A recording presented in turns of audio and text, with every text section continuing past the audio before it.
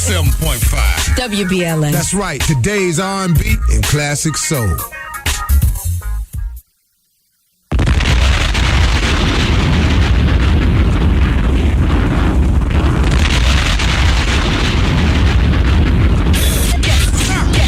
Let's get it on. Wendy, man. Girl, you were scandalous and I loved it. Your show is the best show on the air. The Wendy Williams Experience.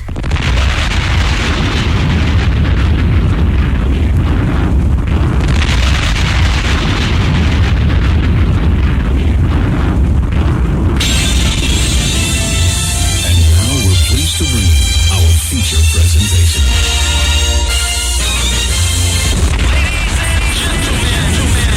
What you're here about to witness, the greatest queen of all time. Okay, party people in the house. Turn it up, yo. Turn it up. This is it. Allow me to reintroduce this From west to east. Just better get it right. Y'all know the name. Wendy Williams. Been in this game for a while. I hate to brag. Ain't nobody It is phenomenal. Like the queen. Right here. who the world is this? So much drama. From yo block to yo block. Heard of the Number one female. Been doing this for years. barbershop. Beauty salon. Who the world is this? So much this. Again and again. Wendy Williams. Bringing your name up. A lot of you haters scared to death. She at it again. Wendy Williams. She in it to win. Wendy Williams. She back and she staying. Wendy Williams. The ain't playing. I like to present you the winner of the Game Show of the Year award. Yeah. Hi, everybody. Welcome to the Wendy Williams Experience. Glad to be here. Lots to share with you. Talk about R. Kelly and his alleged beat down to his wife. She finally stood up after years of being played out. And the restraining order that she filed. We'll talk about Maya Angelou. We'll talk about Mac 10, Little Kim. A lot going on. I mean, the Emmys, if you want to. The phone lines are open, 866-GET-WENDY. I invite you to use the phones now if you'd like. I'm Wendy Williams. It is what it is. Welcome to the Wendy Williams Experience.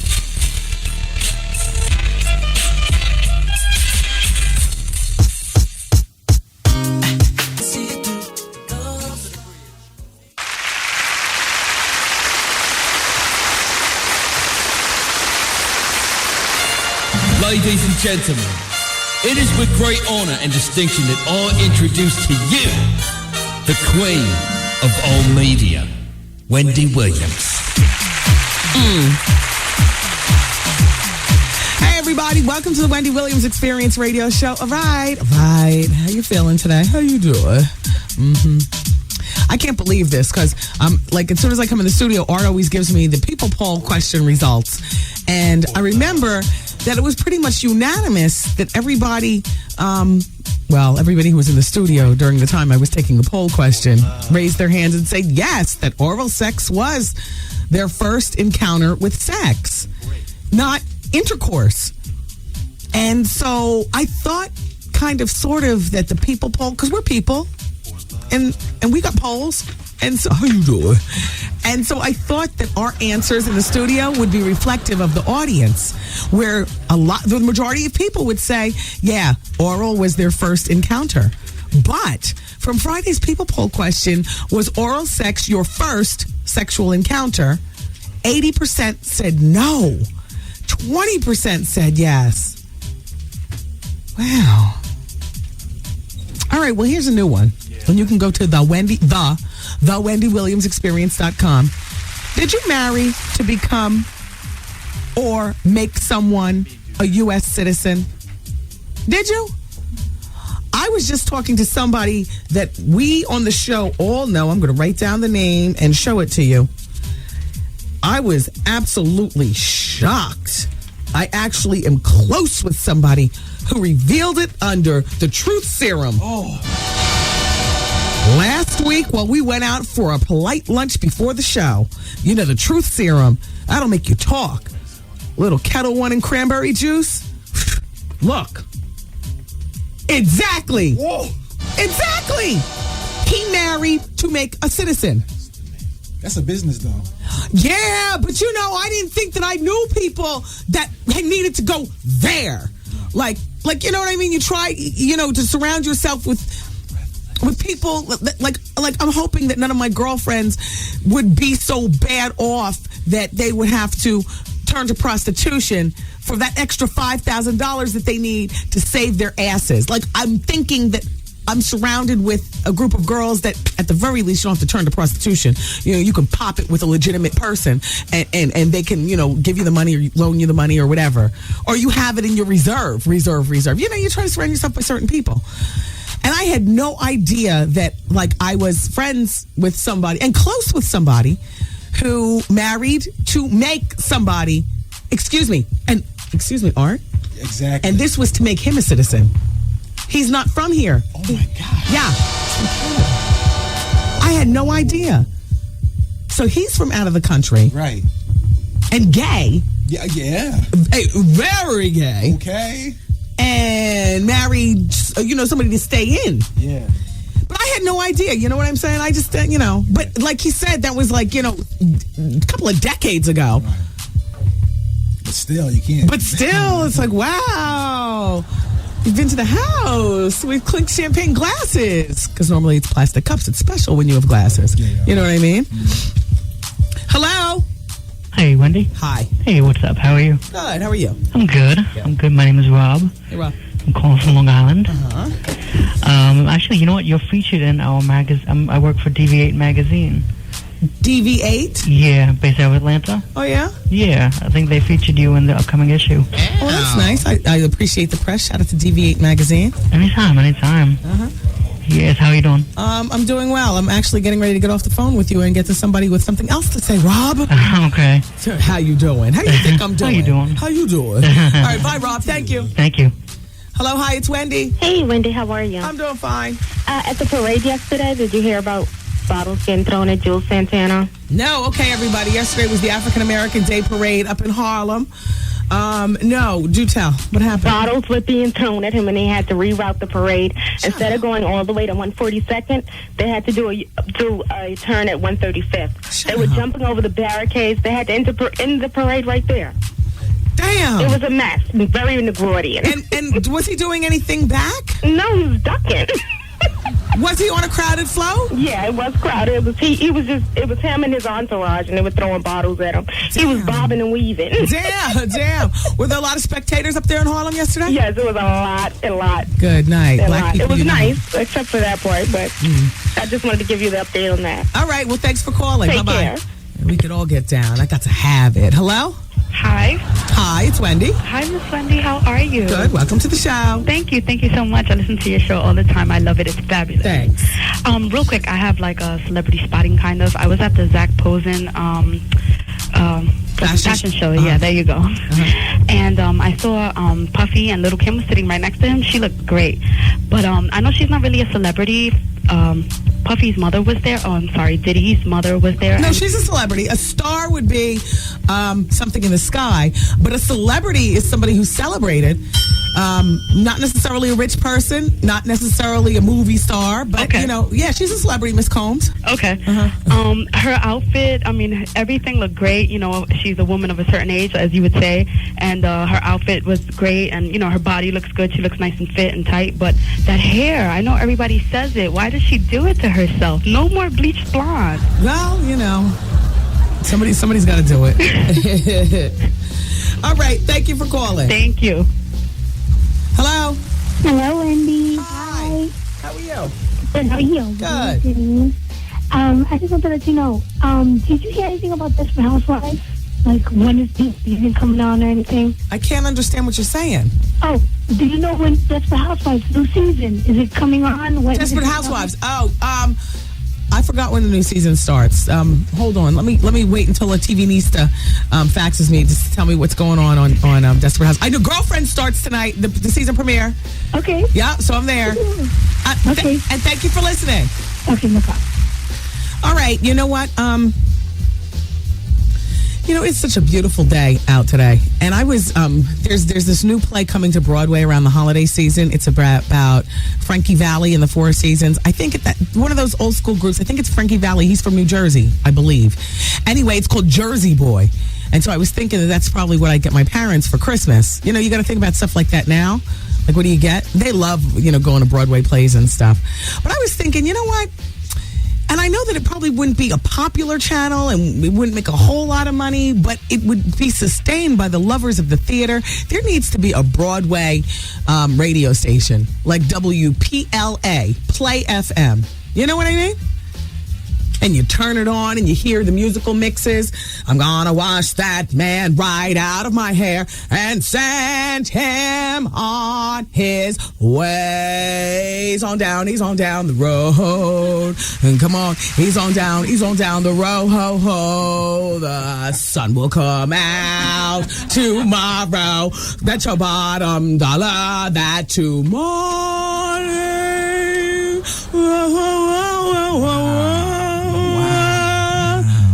Like show tune. Yeah, exactly. That's what I'm saying. That'd be hot. I mean, don't you every once in a while want to take it out of the greasy and grimy Young Jeezy, take it out of trifling R. Kelly mode, and you know what I'm saying? And Mary bringing you down. Respect Mary, but you know what I'm saying. You know what I'm saying? And then sometimes just kick up your feet, be happy, get ready, it's Judgment Day. Hey, hey, hey, hey, yeah. Hey. I mean, come on. I know a lot of you all can't admit that you have that side to you. But when you hear those little toe-tapping show tunes from Broadway, don't you just, it doesn't just have to all be about Broadway on WPLY. It could also be about, like, the Elin Harris, who's the little gay man with all them plays at the Beacon Theater? And the little, Tyler Perry, I don't know that, Tyler. It's gay, but I'm just, you know what I mean? All about plays. The big ones. How was your play over the weekend, Art? It was nice. Art took the stage in Maryland. What was the play called? Looking for love in all the wrong places. Looking for love. And did people know who you were? Well, this was Maryland, so you know. Yeah. Yeah. So you're getting your acting chops on. Yes, and shout out to Tara. We did not practice that kissing scene in rehearsal, but you really gave it to me, and I thank you. Wow. I had a kissing scene, and she was very humble in rehearsals. Uh-huh. Oh, she put the tongue down the throat on stage. Did you get pitch wood? Yes, and her boyfriend is in the play. Shut up. Wow. Yeah. Thank God I got my own way there. I didn't ride the bus back. Oh, you rode. What a snob. Yeah. They all rode on the bus, and you were driving next to them in your Lexus. You're talking about beep, beep. How was your weekend? How was Philly? Philly was good. Friday night. Palmer's. Yes. Place to be. Bud Select. I had a great time on the Palmer's Social Club on Friday night. Yep. Shout out to the Hot Boys. Shout out to DJ Flo. Ooh. Shout out. Yep. Had a great time. Yeah. And then on Saturday, Yes. I went to Vivica Fox's party, which, how much time do I have left on the break? 30 seconds. Good. Perfect. I'll leave that then right there, and we'll be back.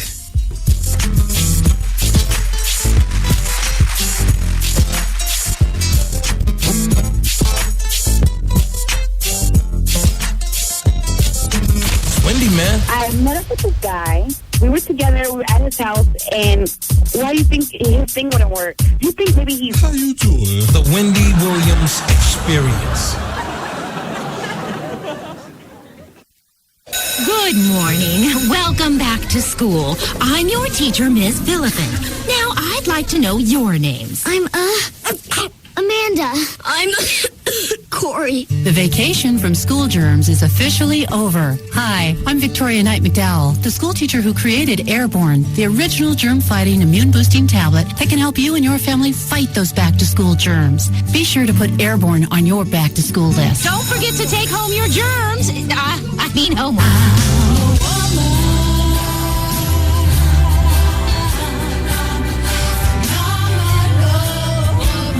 Breast cancer cancer survivor Olivia Newton-John's new CD is available exclusively at Hallmark Gold Crown stores for only $9.95. And for every CD sold, $2 of the retail price will be donated to the Susan G. Komen Breast Cancer Foundation. Together, we can be phenomenal for every woman who faces breast cancer. Available at participating Hallmark Gold Crown stores while supplies last. Last year, they called Lost TV's most gripping new series. Blew the door to get everyone inside this thing so they'd be safe. This year, prepare to get hooked even deeper. What makes you think I even want to go in? Because going in might be the only way out. This Wednesday, the stranded survivors uncover one of the island's biggest secrets. I think something's down here. Lost. You better see this. The new season begins Wednesday, 9/8 Central, only on EBC. Get the hottest music tones on your phone with Singular Sounds. Only Singular Sounds gives you exclusive music tones from today's top artists like Missy Elliott, Nelly, and Hilary Duff, all at a great price. Get up to 6 new music tones each month for only $9.99 a month when you sign up for the Singular Sounds Tone Club 6-Pack. Text JOIN, JOIN, to 7225 to sign up or go to singularsounds.com. Singular Sounds will be music to your phone. Singular, raising the bar. Some restrictions apply.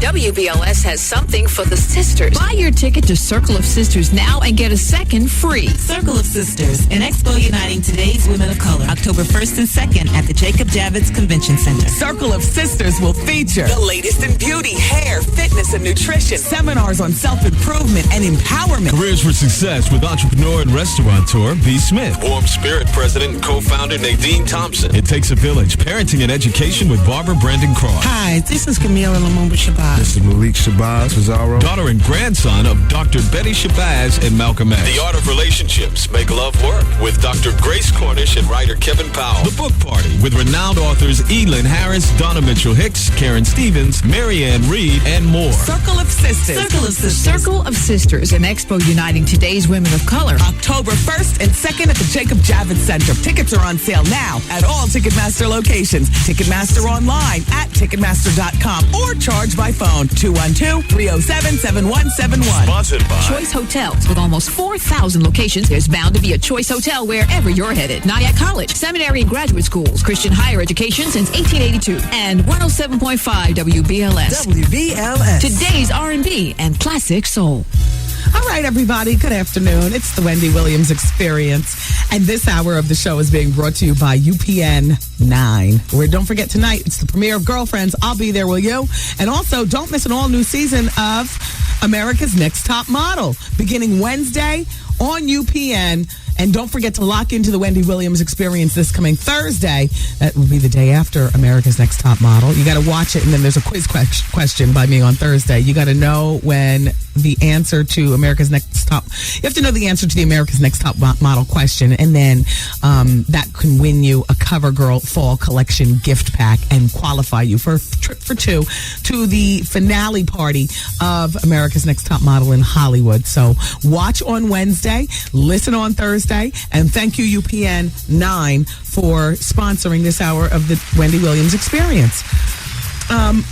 Ladies, I don't know if you are listening at a dead-end job, or maybe you're out of work, or you're just looking for a change, but I was reading my new Essence magazine and ripped out this article. There's 4 powerful women walking, and they look like they're about their business. And then I see here, if you're interested in a career opportunity at their home office in New York City. I'm going to give you the website because some of you all are looking for a career change. Look at them, Art, in this picture. Don't they look powerful? Very. Like they're making their dough. They're about their business. And they're asking you in this little advertisement, if you want to be down with them and be walking in a power suit and a briefcase, yes, call us. Yes. So are you ready, ladies? It's with New York Life. NYLcareers.com. That's where you go to submit your resume and enter a job conference code NESS. The N is for Negro because the ESS is for Essence. So Negro Essence. That way they know you're an Essence reader. You might want to leave that off if you know. I'm not sure exactly. Shout out to everybody. /HOCRG. I'll give you the telephone number, okay? Find out about a career opportunity. These sisters got it going on. Shout out to Wendy Edwards, Hope Anderson, Peggy Ward. And first, girl, your name got cut off in the rip out. Shout out to you, too. 877-695-4226. Call that number and find out what all's doing at New York Life. Why not? They're looking for you. They got jobs open. Why not? And on the other side of the article, there's a picture of Terry McMillan in an article. She's nice looking in that picture. Yeah, well, Essence fixed her up. No, she's not a bad looking woman anyway. Just jokes. We'll delve into that later on in the show. Oh, let me talk to you about LA weight loss. Okay. 1-800-448-TRIM. It's 1-800-448-TRIM. So, I have a business lunch today, and I went into my closet, and I said, let me wear my brown Norma Kamali skirt suit. Sure. With a purple handbag. Brown and purple are beautiful colors for this time of year. And I put on my skirt, and I'll be damn, Art, look what I noticed. Wow. Exactly. Wonderful. And I had it in my mind, this is what I was going to wear, so I was like, you know what? I'm not changing. What I'm going to do is I'm going to pin it over and keep it moving. There you go. That's right. I lost 17 pounds on LA weight loss, and it's been since maybe not even last winter, maybe before that. I've had this suit, if you buy well, you can keep it for years. Like, I'll go to Target for a bunch of stuff, but, when you suit, you go in, I'm trying to get my book together, I got meetings going on and stuff. So look at this. Old school. I need like 3 inches taken in on the waist. Yes. And I had a little lunch date. My lunch date, I reached over to put on my jacket. My jacket is a little big also, but I won't get that taken in. And my date says, why is your skirt pinned at the top? And I said, well, you weren't supposed to see that. My sweater's supposed to go over it. But I lost 17 pounds on LA weight loss. What are you, jealous?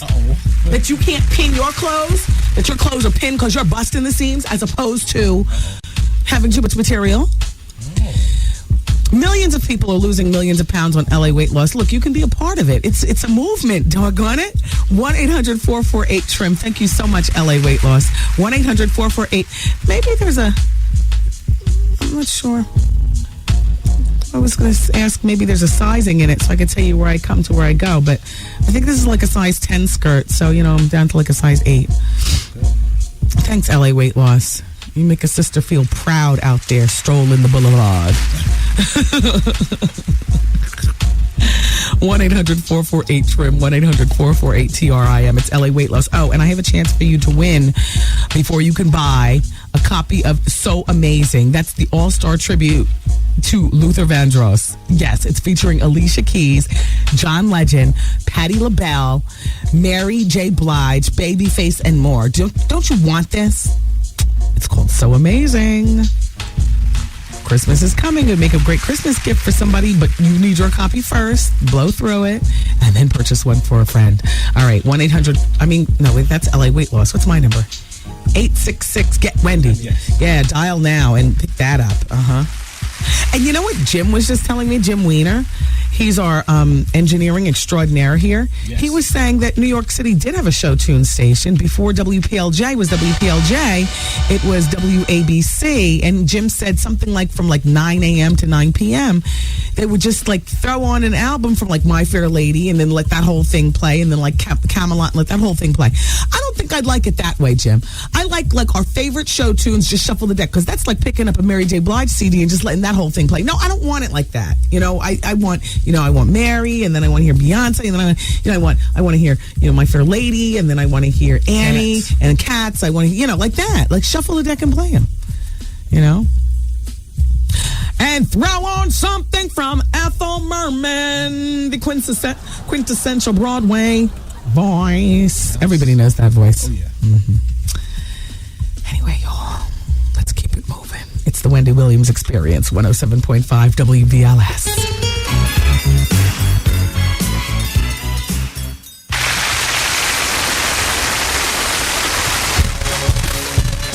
Anyway, everybody, it's the Wendy Williams Experience. And coming up during the Hour of Truth, we're going to take a look at an interview that Terry McMillan did regarding Jonathan. Plus, during the hour of Advice Hour, which is coming up next hour, I've got for you 5 simple ways to test your own health, kind of like a do-it-yourself checkup. So, and in addition to that, we'll deal with whatever snafus are going on in your life, and we always do that next hour, which is Advice Hour. And regarding the new People Poll question, like I told you last break, it's, did you marry to become or to make someone else a U.S. citizen? Yes or no, and you can go to the WendyWilliamsExperience.com to answer that question. Now, regarding R. Kelly, a genius and trifling at the same time, because I'll be damned, you all. Did you cry when you saw him cry at the Katrina song? Or were you thinking, because I was thinking his tears weren't so much about Katrina, but about his own situation. Because, it's easy to zhuzh up tears when you're going through like a bad situation like that, where your freedom is in jeopardy. But still, you know what? The way he did it on the microphone, sitting, on the piano bench and just playing it. Did you actually see it, or am I just talking to myself? Okay, nobody saw it? Well, some people listening, I know, saw it. Anyway, I like the Katrina song, and I think he's a genius and an idiot at the same time. And it's just amazing to me that he's been able to maintain a wife. She must really be beat for it, though, to be staying around for all this time when and I know that she's had enough legs to stand on where she could have sued him, threatened to tell his secrets, left with the kids, visitation only if she wants to, and whatever money she needs. Not just now, but until the last child turns 18. Alas, she stuck around. So in the meantime, this just in, straight from Chicago. A Chicago newspaper has reported that singer R. Kelly is currently estranged from his wife, Andrea, and that Andrea has allegedly filed an emergency order of protection against Kelly. They have 3 children. The alleged details emerging from this case are extremely disturbing. Columnist Michael Sneed from the Chicago Sun-Times stated in his column, Mrs. Andrea Kelly, estranged wife of singer R. Kelly, has asked the Cook County Court to prohibit the singer from physically abusing, harassing, and stalking and interfering with her personal liberty. Mrs. Kelly also stated in her petition that she did not want any contact with him at all by any means. She's about to get the book deal of life. Tell it. Because he didn't know what was in his if it was a prenup papers, since he can't read. All stupid and creative at the same time. You know what I'm saying? Like all illiterate and ew, nasty children fingers and just all dumb and genius. Yes. An idiot savant. Oh, yeah, you go. Just a real fraudulent, foolish genius. Yes, genius. Just nasty, yet creative and a genius. All in one person. Mm-hmm. A lot of demons. A lot of demons. And they were probably coming to the surface as that fight went down, probably after midnight, after a few drinks. Do you know what I mean? You're non-reading the house. Oh, no. Non-reading, young girl, digital manipulation, how you doing, all in the same thing. People are so concentrated on the young girls, they couldn't picture you with a young boy. But, you know what I mean? And she probably went all into it. Just a mess, but a genius. A mess! Yes. Well, doggone it, we need an interview with Mrs. Kelly. Miss Kells. Tell your husband I said, how you doing? Oh. Everybody over there looking at the young girls. How you doing?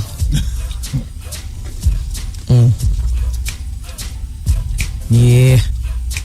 Yeah, so, Vivica's party, she looked beautiful. She was wearing a beaded dress in like, it was a light color, like beige or peach. I don't know. I mean, I had a couple of drinks. But it was hot. Like downstairs, it was hot. There was no air conditioning, and then there was a man with a camera, like one of those cameras with that big light, like for film footage, Art. Yes. And he was following me and my people around. So every time I turned around, I would see this camera, and I felt so on blast. I was like, well, where's the quiet corner? But and there were a lot of camera phones and a lot of people passing cards and a lot of footage being taken, and all those things equal. Oh, I'm not comfortable. I mean, you know what I'm saying? I'm thinking I'm coming to swing my beat with my girl Viv. You know, this birthday night. I'm coming to, get low. And you are a spectacle. And I'm thinking, and everybody else is going to be there, Puffy and Mary and, the list was like crazy. So I figured, I just go melt into the woodwork. Who cares about my behind? And then I got there and I didn't see any of those people.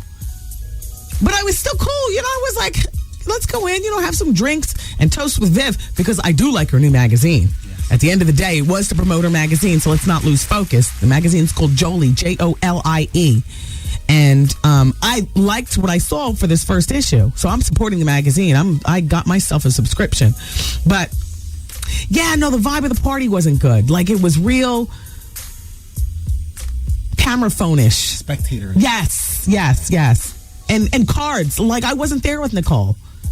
Who carries, the card. No, I was, it was like fun night. It wasn't like, here's my card and I'll take yours. Please, I'm blind. I can't see. Hello, the music's loud. I can't hear and it's hot. Put the camera light off. Yeah, it was like that. I mean, I was happy, Did you have fun? To be there. Yeah, I had fun. I had fun. I was there for 20 minutes. Oh. Yeah. Early or late? Midnight. Okay, that's cool. Yeah. And then after that, we went to, have you ever been to Discotheque in Manhattan? Wow. There you go. It was a little spot, Now, that was the place. Yes. You could lay a little low. Get Right was, Oh. No, but hell no. You know what I mean? Oh, hell no. I don't even look over here for that, because there is somebody waiting with that camera phone just at the right. There it is. To the mouth. Click, click, click, click. Yes. Say. Hell no. I'm not that stupid. That's right. Mm-hmm. Keep it here, everybody. Advice Hour's coming up next. Wendy, man. My boss came into my office and he basically brushed up against me with his penis. Okay. Yeah, so I don't know how should I handle that situation? The Wendy Williams Experience. I forgot to tell you guys, Advice Hour's coming up next hour. Oh, and I'm going to the phones. That's what I wanted to tell you, that I need your phone calls if you would like to iron out on the telephone together, maybe an answer to one of the snafus going on in your life. So the telephone number here is 866-GET-WENDY, 866-GET-WENDY.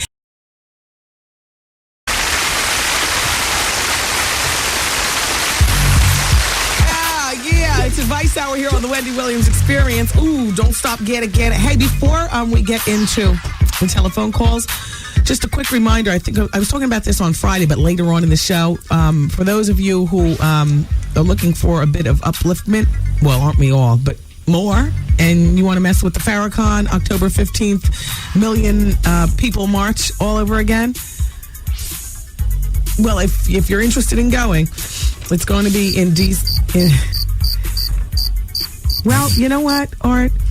After the Million Man March was over, stats show that the crime rates went down, murder went down, 1.7 black men went out to register and voted, 25,000 orphans who had no homes prior were adopted, and things were up. There was more solidarity in the black community. And he'll never be able to pull something over like that again. Farrakhan, I think, has lost a lot of his juice in the community. And, but if you can have the day off from work and you want to go, it's October 15th in D.C., and I don't have any other details on it. Bring your wallets. Yes, because they will be taking collection. Exactly. Oh, and by the way, it's not about the men this time. It's about the men. Black women, we're invited, and all the Latino, all you all are invited too. Oh, more money. Just to let you know. Okay. Hello. Hi, Wendy. How are you today? I'm good. Good. Hello, my name is Sylvia. And my problem is, why, since I'm doing better for myself, my girlfriend seems to be getting upset. Like, I have the husband, I have the house, I have the car. Where's the problem? Because it appears from the outside that you're doing it, and maybe they feel like you have something that they want. Because it's not remarks. It's getting ridiculous now. Well, it's really ridiculous. It's like, oh, I want to cut them off, but then I've been knowing them for so long. No, well, I was going to say, now that you have your life where you want it to be, and at the end of the day, I'm sure you realize that you're your own best friend, even over your husband. Or my husband is. I'm serious. Like, it's either you or your husband, but those are your two best friends. If you lost him, you'd still be good because you're your own best friend. Exactly. So now what you need to get is a backbone and leave those dead-end bitches right where they are. For real, you think I should leave them alone, or is it just I have more patience and, you know? Listen, I've got no patience for people like that. I don't blame you. And I don't surround myself with a bunch of people because I hate that. And you know what? And you know that as a married woman with a child, that the grass appears to be greener. Right, but every day is a struggle, just like it used to be. Yes, and why are they hating on me? I got enough hate from the streets. I don't need them for my girls at all. Cut them off. That's what I am going to do. Thank you. You don't need that. No, I don't. Okay.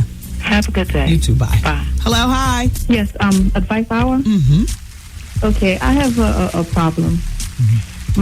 It was my girlfriend's birthday, so I tried to surprise her. I made reservations to this restaurant in New York. Okay. I spent over $200 on her for, dinner and a night out in New York. Okay. The whole night she was complaining. When I say complaining, like complaining about the whole thing, is not enough food in the plate. She need more food than that. Complaining about the restaurant and everything like that. I took her out. We was in New York, and then when we finished eating, she was like, she want me to take her back to Jersey to change her outfit so she could go out to the club. Why didn't she dress appropriately from the gate? Thank you. That's what I said. And I'm like, what do you mean you want me to take you back to Jersey? I'm not driving you back to Jersey to change your outfit, put a pair of jeans on to go to New York again. Right. I'm not doing it. So she got mad. We got in a huge argument the whole night. Like, after everything happened or whatnot, we got in a huge argument. And I told her that I don't want to be bothered with her because I'm like, you ungrateful. I try and be nice. I took you out for your birthday. I spent over $200 because I went to Betty's restaurant in New York. And it was nice. The food was delicious. Good service and everything. Did you tell her that after dinner you all were going to be hitting the club? I told her I don't know what we're doing after dinner. I was like, I don't know. Do you want to stay in New York? She said yes. But she want me to take her to back to Jersey. Because I was just trying to figure out why it is that from the time you picked her up to the time dinner was done that she wasn't wearing appropriate clothes to transition from dinner to club. No, I don't blame you. So you all aren't friends anymore? No, we're not talking anymore. I told her the friendship is over because she was like, since I've been her friend, I haven't did nothing for her. Good. And I told her I don't want to be bothered because when her car payment wasn't paid, I lent her money to pay her car payment. She never gave me that money back. All right, you don't have to say anymore. The friendship is over. I'm sorry you had to waste your $200, but sometimes you have to spend a little to find out what people's true colors are. Thank you for calling. Okay, thanks. Bye. That's it. The world's about to end, and we're haggling over friends with issues. I mean, okay, guys, I told you I was going to bring to the table 5 simple ways to test your health. This is the do-it-yourself checkup. I got it from one of the plethora of magazines that I buy, that I take from waiting rooms at my various medical teams' offices and whatnot. Okay, so listen to this, because I think this is pretty good. Number 1, glance at your nails. They're more than just a place to showcase your clear, your cherry red, or whatever it is that you wear. It says in the article, changes on the inside of your body can manifest themselves in the exterior places, such as your nails. And this is a doctor at Emory University doing the talking. They say, number 1, red specks on your nails may be caused by a liver infection, such as hepatitis. Yellow nails could be the result of chronic use of nail polish, but can also indicate a breathing problem, such as bronchitis. They say black nails can occur when you bang your nail against something, but black girls may also be the results of a vitamin B12 deficiency. Concave nails often refer to, like the spoon nails where it go down and flip up. All right, the spoon nail. Well, that might be a symptom of anemia. And white spots on your nails may be a sign of iron deficiency. That is the first in 5 simple ways to test your health. Let's go to the second one. Do a neck check. The American Association for Clinical Endocrinology began encouraging everyone to do a neck check for your thyroid. That's how my thyroid disease was diagnosed. Even though I was hot and sweaty and eyes popping out of my neck and stuff or head and stuff, it was a neck check. A simple GYN. I just had a miscarriage, and she was checking me over for everything, and then boom, there it was, thyroids. So do your neck check. That's number 2. Number 3, check your urine. After you go to the bathroom, don't you always turn around? As a matter of fact, in our house, the one disturbing thing is that we have colored toilets. You know what I mean? And so you can't get a clear gauge on what color your urine is or what's mixed in with your stool. Don't you look? Always look at the stool. Absolutely. Yeah. And don't you ever take, like a chopstick that you took from the restaurant sometimes just to try to divide it up and see what all's doing? What is that pink thing that I see out on the outer part of the log? Oh, that's that gum. You know what I mean? If you stick the chopstick in there, crunch it up a bit, you can see what all. I'm doing my check. Now, this is check your urine. Unsavory, yes, but necessary. Sneak a peek every time you go to the bathroom, or as often as you remember. I remember all the time. I always turn around because I like to see what all's doing. This is what to look for, they say. The most important thing to watch for is blood in your urine. And ladies, don't you always wipe and look at the... Don't you look at the... Shaylin, don't you wipe? And then you look. Because you know when your period is supposed to come. Oh. So therefore, what you're looking for is, crabs. Right. Oh, hell. Blood. A foot. Remember what we were talking about on Friday? Just in case the pill did not take and there's something left. Oh, Jeffrey.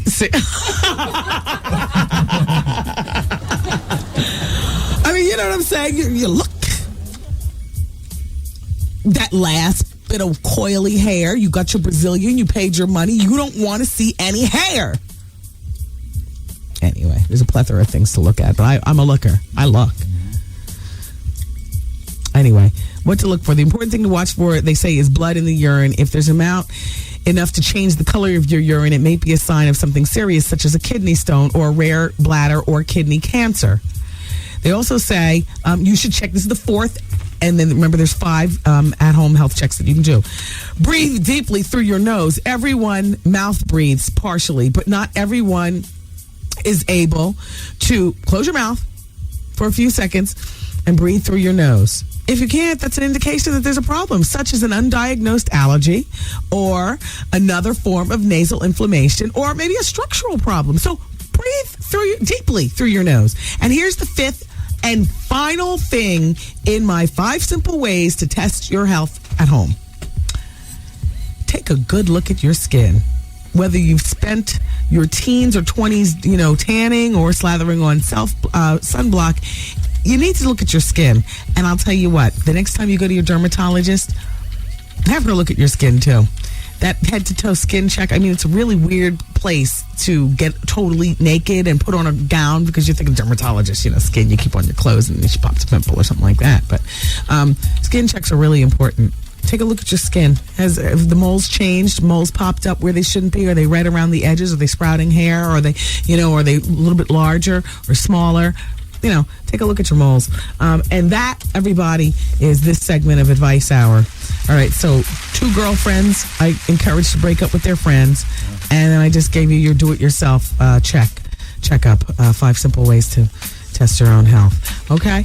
All right, I'm taking advice from the fax machine in our next segment. By the way, Shout out to Big Joe, who is the manager of Joelle Santana, who promptly called last hour after the girl called about Joelle Santana on the Harlem Day float.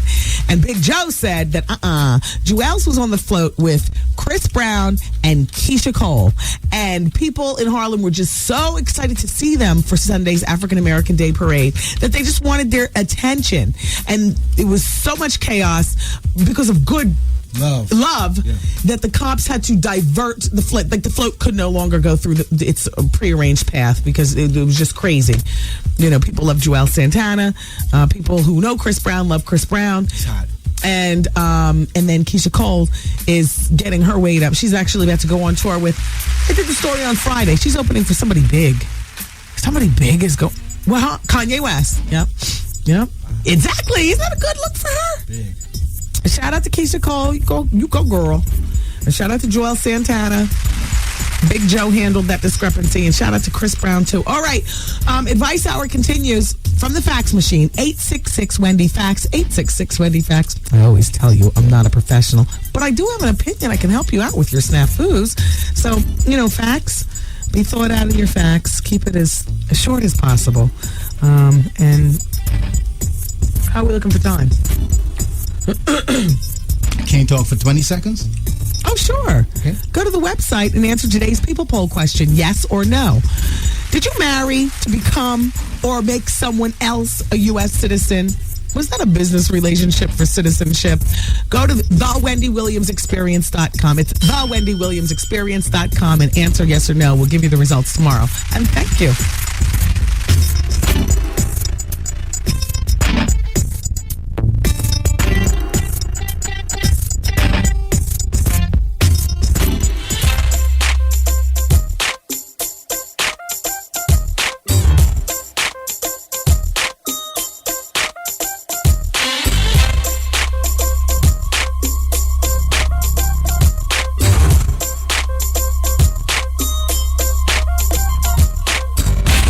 Wendy, man. I hate the way they portray us in the media. If you see a black family, it says they're looting. If you see a white family, it says they're looking for food. George Bush doesn't care about black people. The Wendy Williams Experience. Wow. Classic Soul. It's BLS 107.5, everybody, and it's the Wendy Williams Experience until 7 o'clock. Then it's Vaughn Harper with the Quiet Storm. I was just reading that Tyra Banks recently went to Target and spent over $1,000 on clothes and shoes. Love that. Here's her quote. She says, Isaac Mizrahi has this whole new line, so I got a bunch of shoes. It's important to me to be real with what I speak on the show. And I talk about being cheap, so I went there and brought my stylist along, and we got tons of pants, blazers, jewelry, belts. It's a very, very sweet thought with the exception of bringing her stylist along. All of a sudden, that's fabulous within the cheapness. Oh, yeah, that's a dream to be going into Target with $1,000. You buy a whole bunch of clothes. And she said she doesn't get her bras and panties there. She gets those elsewhere. You know that, Victoria's Secret. But, please, I call Target the $100 store because you have to have at least $100, even when you plan on going in there for getting cereal and hot pockets and deodorant, and you come out with like $95 worth of stuff. How does that happen? Because you fall in love with everything. So anyway, and I heard the Tyra Banks show got off to a pretty damn good week. So good for her. My girlfriend Lisa actually loves the show. She says, no, I understand it's not necessarily for me all the time. I'm not, 15 and, I don't need to talk T-zone talk. But she said, I like what she's doing. I see where she's going. I see the encouragement she's giving to young girls, and I'm wishing her well. I said, okay. Oh, by the way, everybody, don't miss BB King's big party going on over there with Seagram's. It's the Seagram's live tour at BB King's with Escape. Shut up. Exactly. Yes. Do you want to go? All right, well, you got to be 21 or older, and caller number 10 is going to get the passes now at 866-GET-WENDY. It's BB King's with Escape. Now, or sorry, I say Escape. It doesn't say when this party is. Oh, tickets picked up by Wednesday, October 12th at 5 p.m. That means it must be probably Wednesday, October 12th, that night. I don't know. You get more information when you win. Dial now. Escape. Yeah. And this hour of the Wendy Williams Experience is brought to you by Newton Learning Enrollment. And we will continue with the business at hand and be back with more advice off the fax machines at 866-GET-WENDY, because it's advice hour here on the Wendy Williams Experience on 107.5 WBLS. Yo, did you catch this flashback? What's the problem with your natural teeth? They're not white, and I'm missing the front tooth. Yeah. Oh, you're missing a front tooth. Right, and he's going to put like a tooth behind one of them, so it's extra for that. But in the meantime, you have your red carpet smile. Yeah, I'm so happy. I can't wait. Good for you. Congratulations. You know, the teeth are the window to the soul. Oh, yeah. This it right here. Miss a day, miss a whole lot. Coming through your speakers, boy. It's Wendy, man. All righty, everybody. And it's Advice Hour. Once again, shout out to Vivica Fox and shout out to the fabulous ladies at Fabulush Inc. And my advice for you all who love magazines like I do is pick up the newest one. It's called Jolie from Fabulush Inc. and Vivica Fox. Jolie is for a woman of a certain mindset when it comes to her beauty and putting it on like that. I mean, you take care of the inner beauty, and Jolie guides us through the outer beauty, which I love. I love. Thank you, Jolie. Thank you, Fabulush. And thank you, Vivica Fox, for bringing this magazine to us. Now, let's just keep it going. And as soon as you guys get the budget, we would like to, or I would like to see it on a monthly basis. I would. I would. I mean, Honey Magazine wasn't exactly for me, but I read it. And what was the other? And Suede Magazine was here and gone before I knew it. So Fabulous. Let's go, and let me know what I need to do to help you all out, because I'm here. I like you all. Shout out to Adrian Lloyd, who's listening in Arizona. He wants me to welcome Keisha Pennington, Shayna Ryans, and Katifa Brewster to the Wendy Williams Experience family out there in Phoenix. Thank you, people. Okay. Dear Wendy, I've been with my boyfriend for a little over a year, and he's pressuring me to move in with him, mainly to cut his bills in half. I'm not ready to move in with him, but he asks me 3 or 4 times a week, help me. No. Hold your ground. If you know what it's for to cut his bills in half, more so than anything else. Like you're not moving towards marriage or anything. Oh, hell no. Maintain your freedom. Dear Wendy, I love the show. I was listening on Friday when you were talking with Sam Fine, the makeup artist. You talked about when you pull your hair back in a ponytail, your edges are thin, and you use brown. Did you say you can put brown eyeshadow in the area to make them look fuller? Yes. Yes, you do. You can. You use a nice lush makeup brush and you get a nice, brown, depending on the color of your hair. If your hair is blonde, you want a lighter color. If your hair is black, use black. And Shaylin, you know what I was talking about, right? Because you and I often talk about the thinness of our hair. It doesn't create a hairline, but it fills in, and it's absolutely, you have to use a thicker brush. You can't use a brush where it comes on like a line.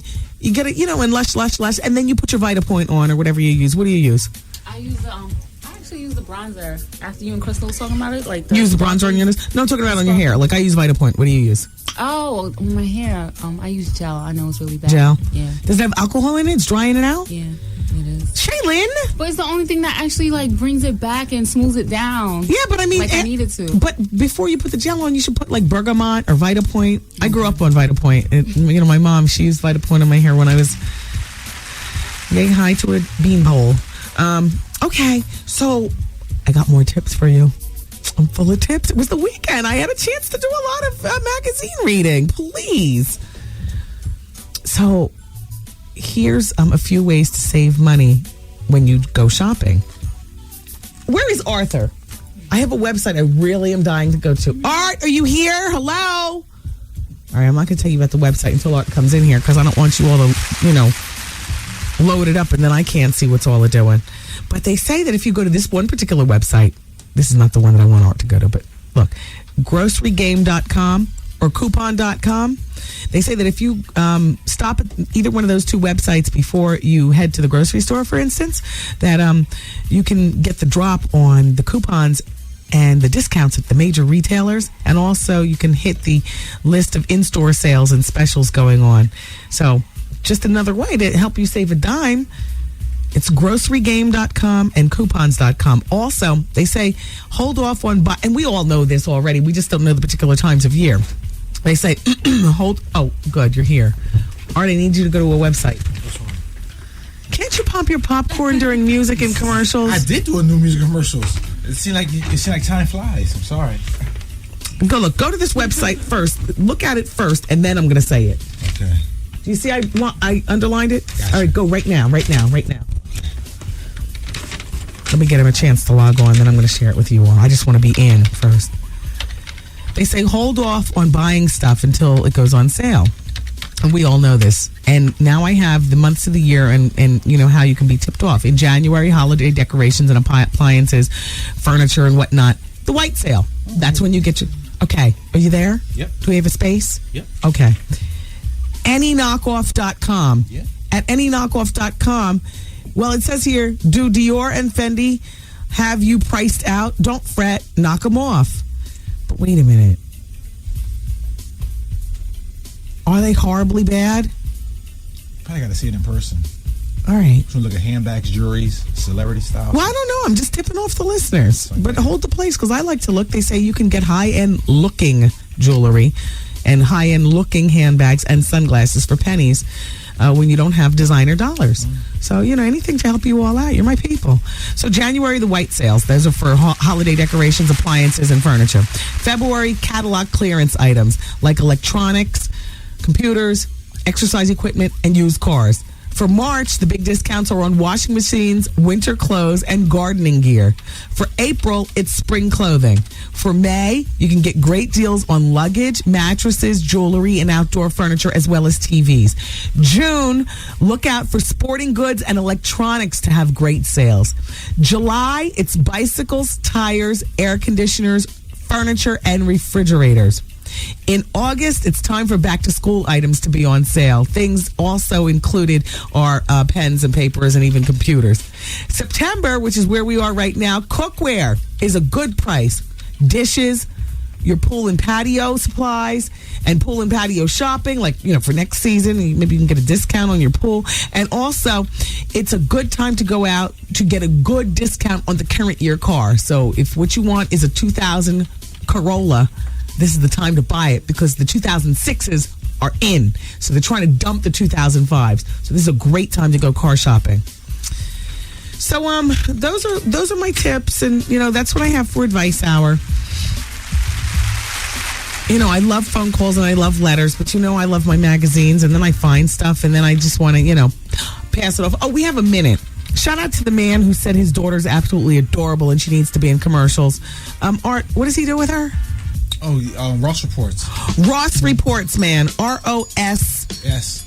S. Reports. And then reports. Any newsstand. Any newsstand. Is that a weekly, a monthly? It's 4 times a year. 4 times a year. Get the Ross Report. ROS like Sam, S like Sam. The Ross Report for all you aspiring actors and babies who want to act and whatnot. Okay, thanks. It's Wendy, man. Me and my wife have been married for 15 years. They threatened to leave. What did you do? Had a problem with drugs. You got the drug voice. Yeah. Hey, man.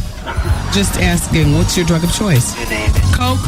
Yeah. Weed? Yeah. Crack? Yeah. Heroin? Yeah. E-pills? Yeah. Whippets? Alcohol. Gorilla? Yeah. PCP? Yeah. The Wendy Williams Experience.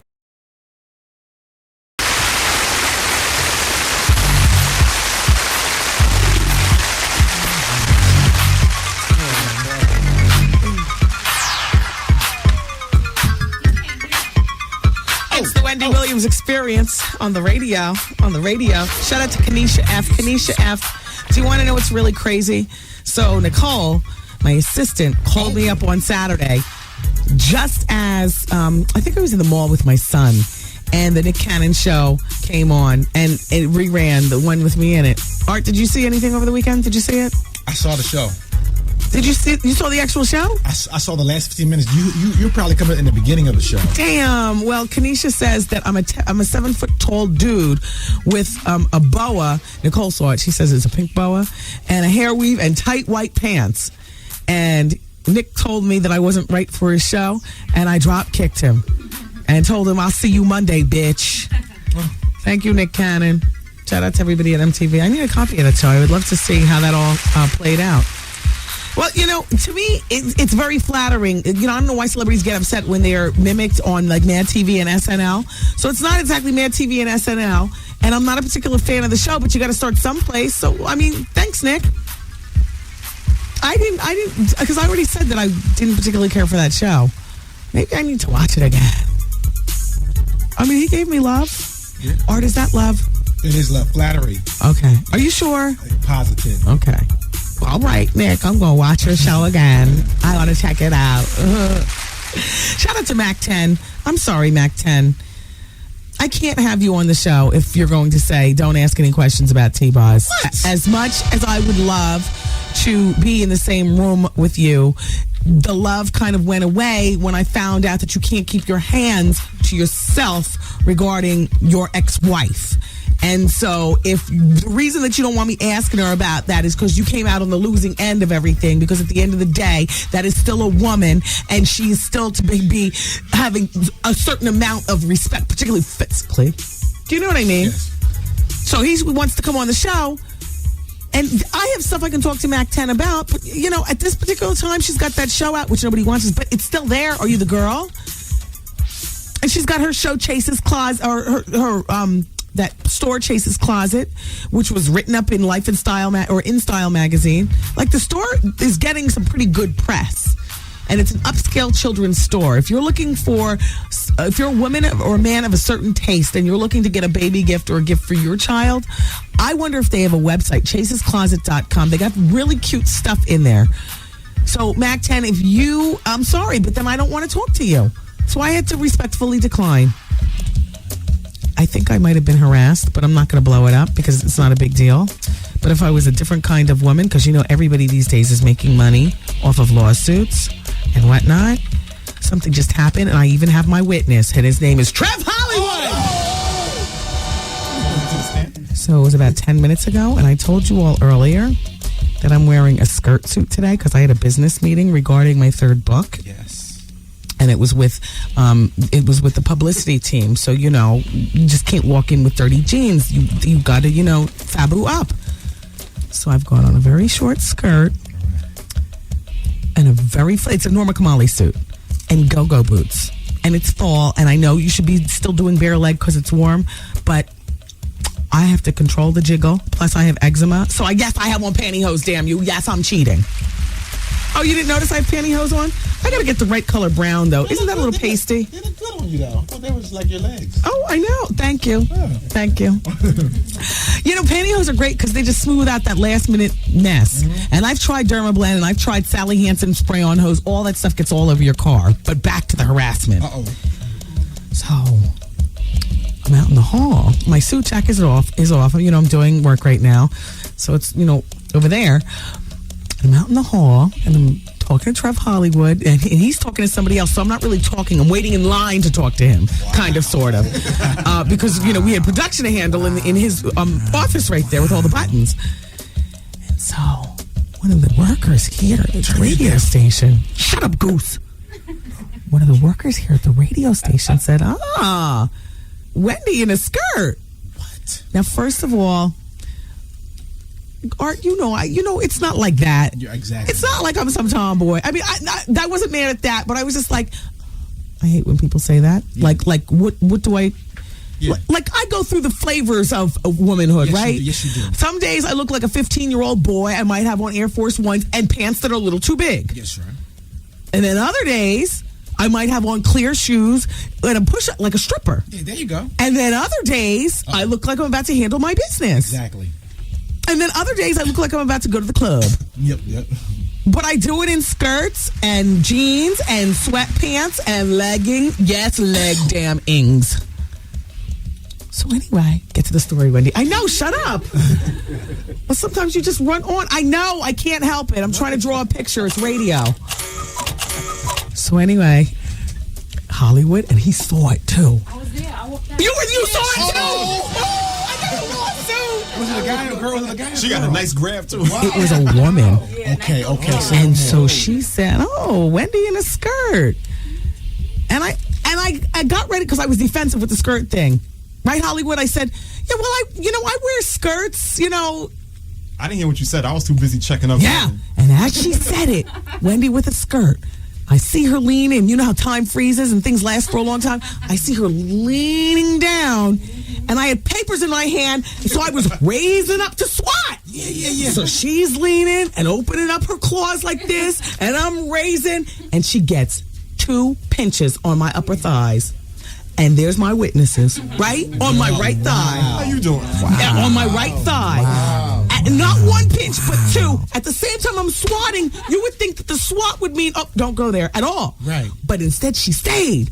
1 pinch, 2 pinch. It was all happening at the same time. You should have smacked upside her head. No, she's listening to this right now. No need to do that. What is she, a low-life part-timer? They don't see you in all your clothes and you womanly get up all the time? But you know how just the times in which we live, everybody's got a certain thing about personal space. Everybody. Absolutely. I know I'm not the only one. No. But like, I'm not even talking about the times in which we live in terms of like harassment at work and stuff like that. But as far as harassment at work, I was harassed, wasn't I? Yeah, report that. She that was definitely personnel.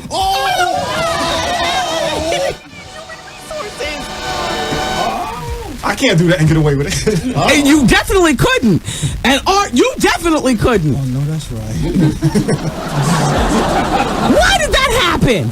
What about me just seems so damn vulnerable for something like that?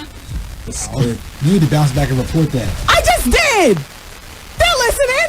You need to give a name. No, because I'm not going there. You know, because sometimes people just learn lessons like through, number 1, personal space. Don't be up in my space. Right. Number 2, don't be pinching and pulling. I couldn't figure out why she did it. Maybe that was, she was just being friendly, or maybe she was trying to figure out whether all this leg normally looks this fabulous. Right. Or was I cheating with pantyhose? Which, I'm cheating with pantyhose. You could tell by this just a little nick right there. Don't look too hard or you might burn the run through. But the memo is don't speak to Wendy unless spoken to. Who put that out? You don't know about the memo? Don't look you in the eyes either. Shut up. I walked in one time on Art trying to brief some interns on, being here and stuff. And Art was talking to them, something like that. And I felt awkward. So I said, Art, please don't make them, don't do some Michael Jackson thing. What were you doing, Art? Oh, I know what it was, Goose. It just happened the other day. The intern was sitting in here, and I walked in, and Art was saying, you spray Wendy's mic down and plug the headphones in. She should never have to plug in her own That's what he said. That's what he said. Exactly. I felt all weird and awkward. I'm like, Art. You don't sing in the studio or talk during the commercials. Oh. Quiet.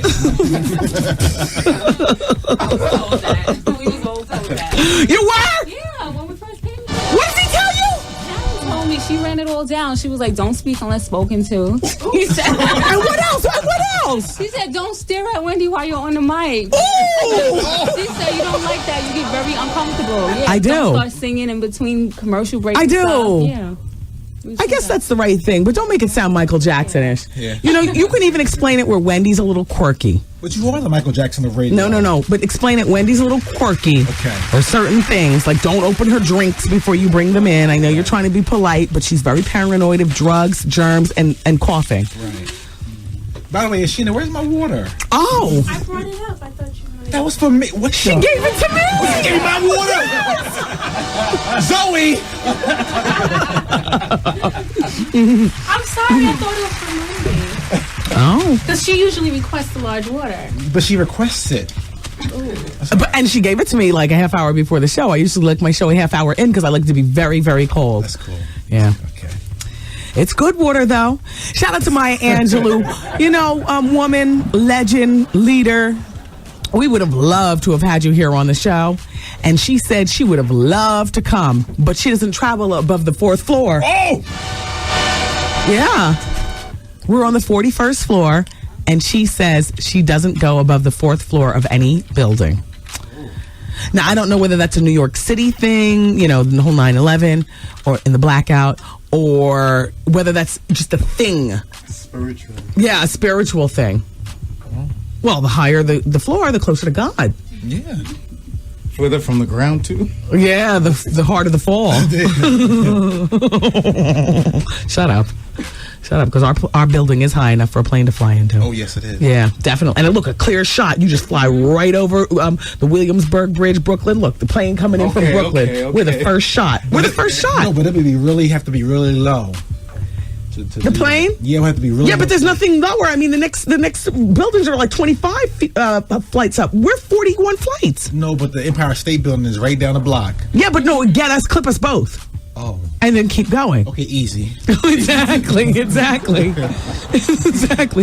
We live like a stone throw from the Empire State Building, where inside of it is the Dwayne Reed, where we like to go and spy on that girl from America's Next Top Model, because that's where she's working now. What's her name? Damn. I can't even think. Damn. I can't think. Don't get me to lying. Anyway.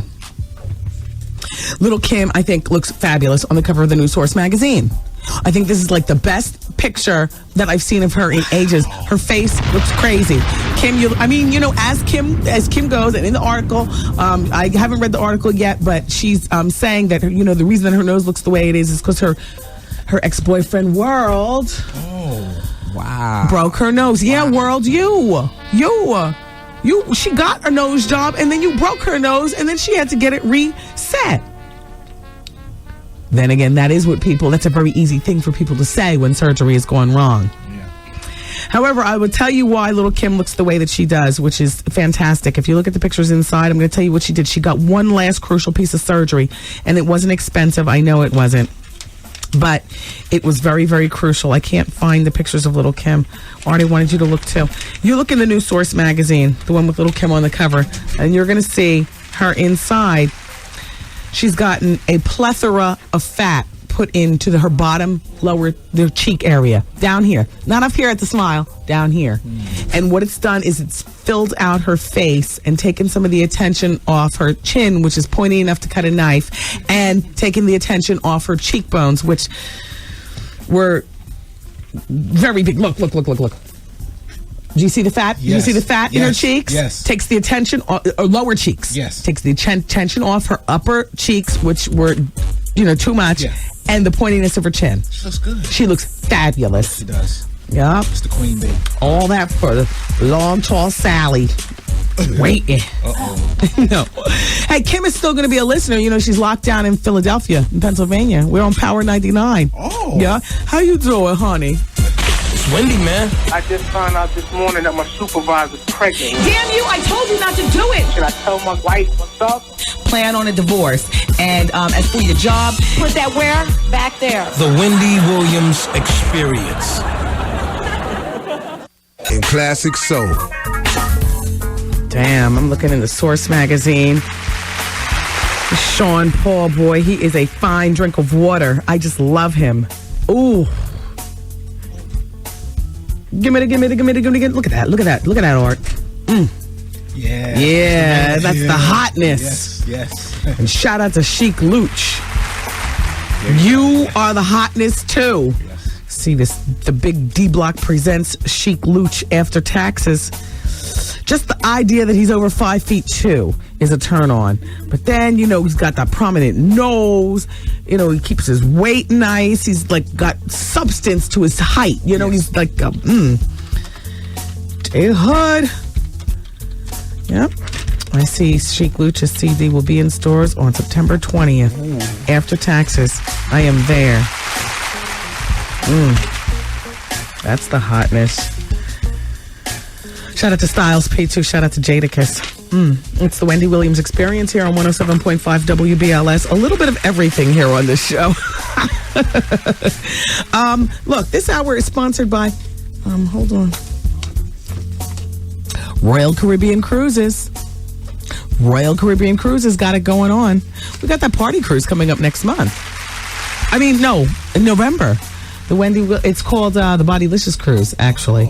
It's a party cruise, you all. And that is November 4th through November 7th. We are sailing aboard Royal Caribbean. We're going to the Bahamas, and we're leaving from Miami, Florida. And on the boat, all kind of stuff, including parasailing and jet skiing, parties, drinks, 24-hour food service, speed dialing, casino, spades, tournaments, and most importantly, we get to luxuriate around the pool. Leave the picture phones at home, please. Maybe they won't work in the high seas. Anyway, I'm going to give you the telephone number so you can come sail too for the Bodylicious cruise. Just so happens it's aboard a Royal Caribbean boat, and Royal Caribbean is sponsoring this hour of the show. Go to bodyliciouscruise.com or call 877-878-3262. I'm on LA weight loss and I feel great. The thing is that I have 17 and a half inch calves last winter. Actually, I didn't measure them last winter, but I still needed my calves stretched in my boots. This winter, the same boots, because it's knee boot season now. You know, you can wear your go-go boots with skirts and stuff. And some of my boots, the calves are actually big. And what a weird way to lose weight in your calves. Thank you, LA Weight Loss. Thank you. And I lost my weight over 18 months ago, and I've kept it off. Thank you, LA Weight Loss. Thank you again. No food group is off limits. You will be so pleased with the LA Weight Loss lifestyle. Not just the effort in losing the weight, but that you can actually keep it off. It's a common sense diet. I mean, there is no great secret. There are no pills. It's not going to the gym at all if you don't want to. It makes common sense. Find out what I already know, what millions of people have known since they started this business in 1987. LA Weight Loss works, and you keep your weight off for a lifetime if you focus. How hard is that? 1-800-448-TRIM. That's LA Weight Loss. 1-800-448-TRIM. Thank you so much, LA Weight Loss. I love you. Who wants to get a copy of So Amazing before you can buy it? That's the tribute to Luther Vandross. It's the CD with Alicia Keys, John Legend, Babyface, and Mary J. Blige and Patti LaBelle. Caller number 11 right now wins that CD. And guess what? Caller number 12. Oh, this is big. Shaylin, pay attention when you're giving these away, because the number 11 wins that. Caller number 12 is going to win a girls' night out at the Play Orgasms, which is now at the Soho Playhouse. And I'm going to be hosting the pre-show reception. Yeah. This coming Thursday, drinks and hors d'oeuvres, and I'm bringing the experience with me. Art, do you have an acting class, or can you come? I'm there with you. All right. We're doing the pre-show reception. Now, if you want passes for the actual play to see, then, you ask for that. But The pre-show reception is hors d'oeuvres and drinks. And if you're calling number 11 right now, you'll get your play passes. Plus, I'll meet you before the play for hors d'oeuvres and drinks. I think that the meet and greet is like 7:30 to 8:30 or something. It's a simple hour. But, how fun. What a treat. We get to talk and have our drinks and hors d'oeuvres together at the Soho Playhouse. So chic, so fabulous. For the Play Orgasms. You know, that much talked about play? Exactly. So meet me at the Soho Playhouse. I'm looking for caller number 11 on the phones right now. Make sure that you're free this coming Thursday. And we're going to continue with more commercials and more music and more chit-chat. More of everything that you come here for. It's the Wendy Williams Experience on 107.5 WBLS. They think this is Hotel Bernie, where kids check in. Artie, you tell Miss Wendy, you're not going to run me out of town. I'm staying right here in Philadelphia, and you need to respect that. It was an embarrassment to me. And just because you're a freak, you don't have to let the whole world know it. My church friends are even listening to it now. You need to get that crap together and do what you got to do. I can understand it's your job and all that, but you have to go into detail about all that freaky stuff. How you doing? End of message. This is it right here. Miss a day, miss a whole lot. Coming through your speakers, boy. It's Wendy, man. You know what, Alex in Bridgeport? I'm going to be watching Weed tonight. I'm watching it, Weeds, on Showtime. I've never seen it. And, excuse me, you all. You know what it is? Combination of the air conditioner and dust. No, but also, I think I do have some sort of allergy to, like things are starting to, it's that time of year. My eyes been running all day. Anyway, I'm going to catch the new episode of Weeds tonight, and I'm also going to catch the new episode of Girlfriends tonight. Dear Wendy, Artie is an idiot. Did this clown even go to the Million Man March? I was there all day from 6 a.m. to 6 p.m. and was not approached for money at all. You ain't have none. You look broke. Sometimes he's funny, but For the most part, Art is a straight-up moron. I love the show, but you need to put Artie in check. And so that's regarding everyone. I mentioned earlier that on October 15th, Louis Farrakhan wants everybody to be in D.C. for the million. He's doing a remix on the cricket stuff. Bring your wallets. The Million Man March. And women and Latinos are invited this time. Wendy, you make me so mad sometimes. Just when I expect you to go hard and black, you turn soft and pink. Last week, you were supposed to go in it with Vivica Fox, and you just stopped at the door. What happened to the question regarding the interview with Tyra Banks? Why did you let... All right, this is from Cookie in Brooklyn. Cookie, you know why? Because I'm tired even of Vivica Fox talking about 50 Cent, A. And B, Cookie, apparently you didn't listen to the show no more than 2 months ago when Vivica was actually in the studio and talked with us about 50 Cent in person. So therefore, Cookie, you'll have to catch it on Best Of, I guess, Cookie. So when she was calling the other day, I was ready to move forward. I mean, she didn't say anything different on Tyra Banks than she said in here in the studio and to the rest of the press who talked to her about it. That's why, Cookie. So I'm going to call you Cook, because that means I ain't mad at you. Uh-oh. And hopefully you're not mad at me. Thank you, Cookie. How you doing? So look, there's a new interview with Terry McMillan in the new Essence magazine. And they said, here's some of the questions that she answered. Would you ever settle?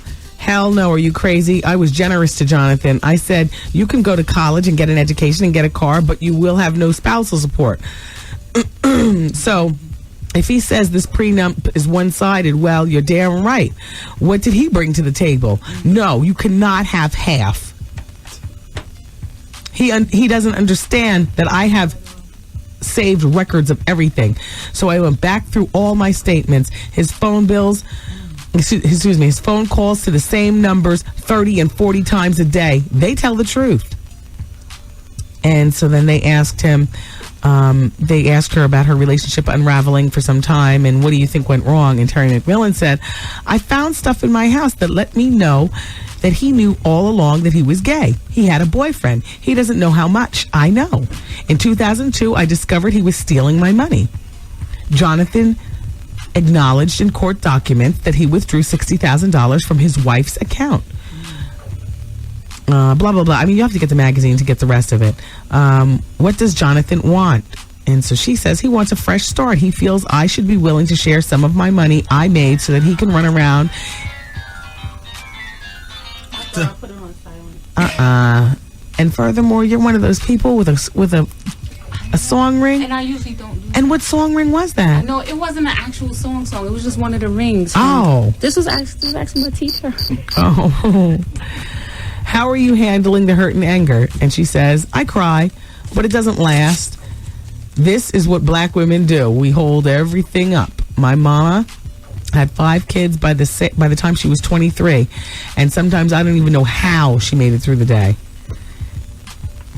And she also goes on in the article to say, I want to erase him. I'm not going to let him become baggage. And so then Essence says, so we can assume that you're going to be all right. And she says, you know, it's amazing how many people have come up to me and said, Terry, I'm sorry, as if someone died. I'm not dying. This is not the end of the world for me. They also ask her, oh, this is Terry talking.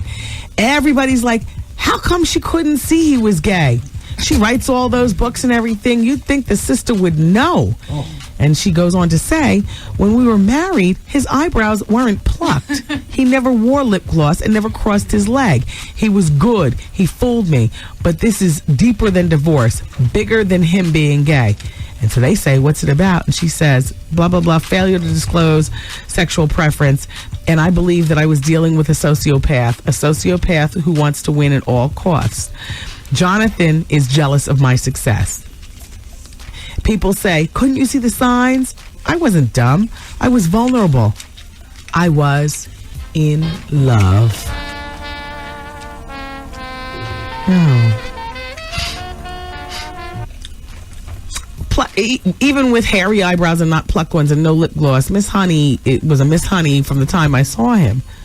Look at them in Happier Days. They have a picture of both of them in Happier Days. Art, look at this picture in Happier Days. Frightful Wendy. Oh, yes. Halloween came very early this year.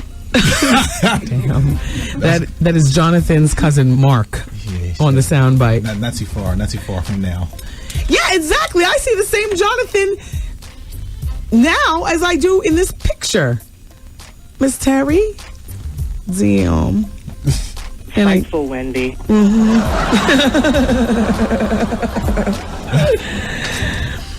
Excuse me, Goose, what did that sign say?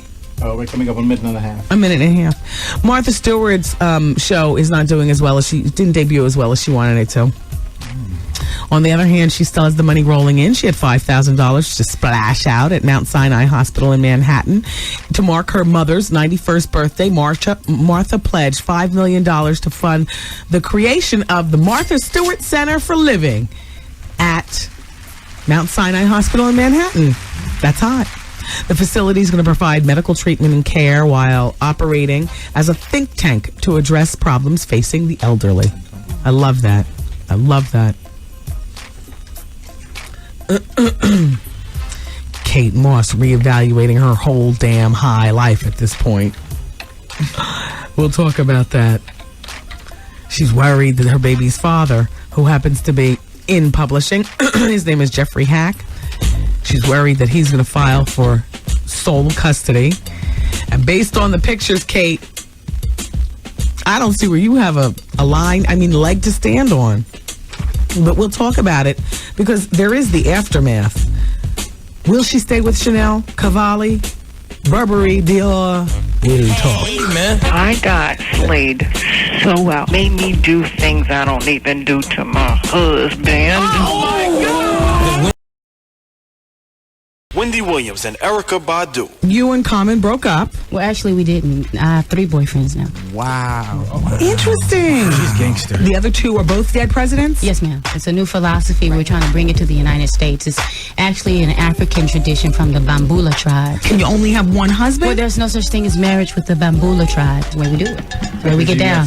Very nice. Yes. Is Andre 3000, when you had him He's as... an honorary member right now. He tried to go through the course, but he didn't get all the way. Well, apparently he did. You had the baby.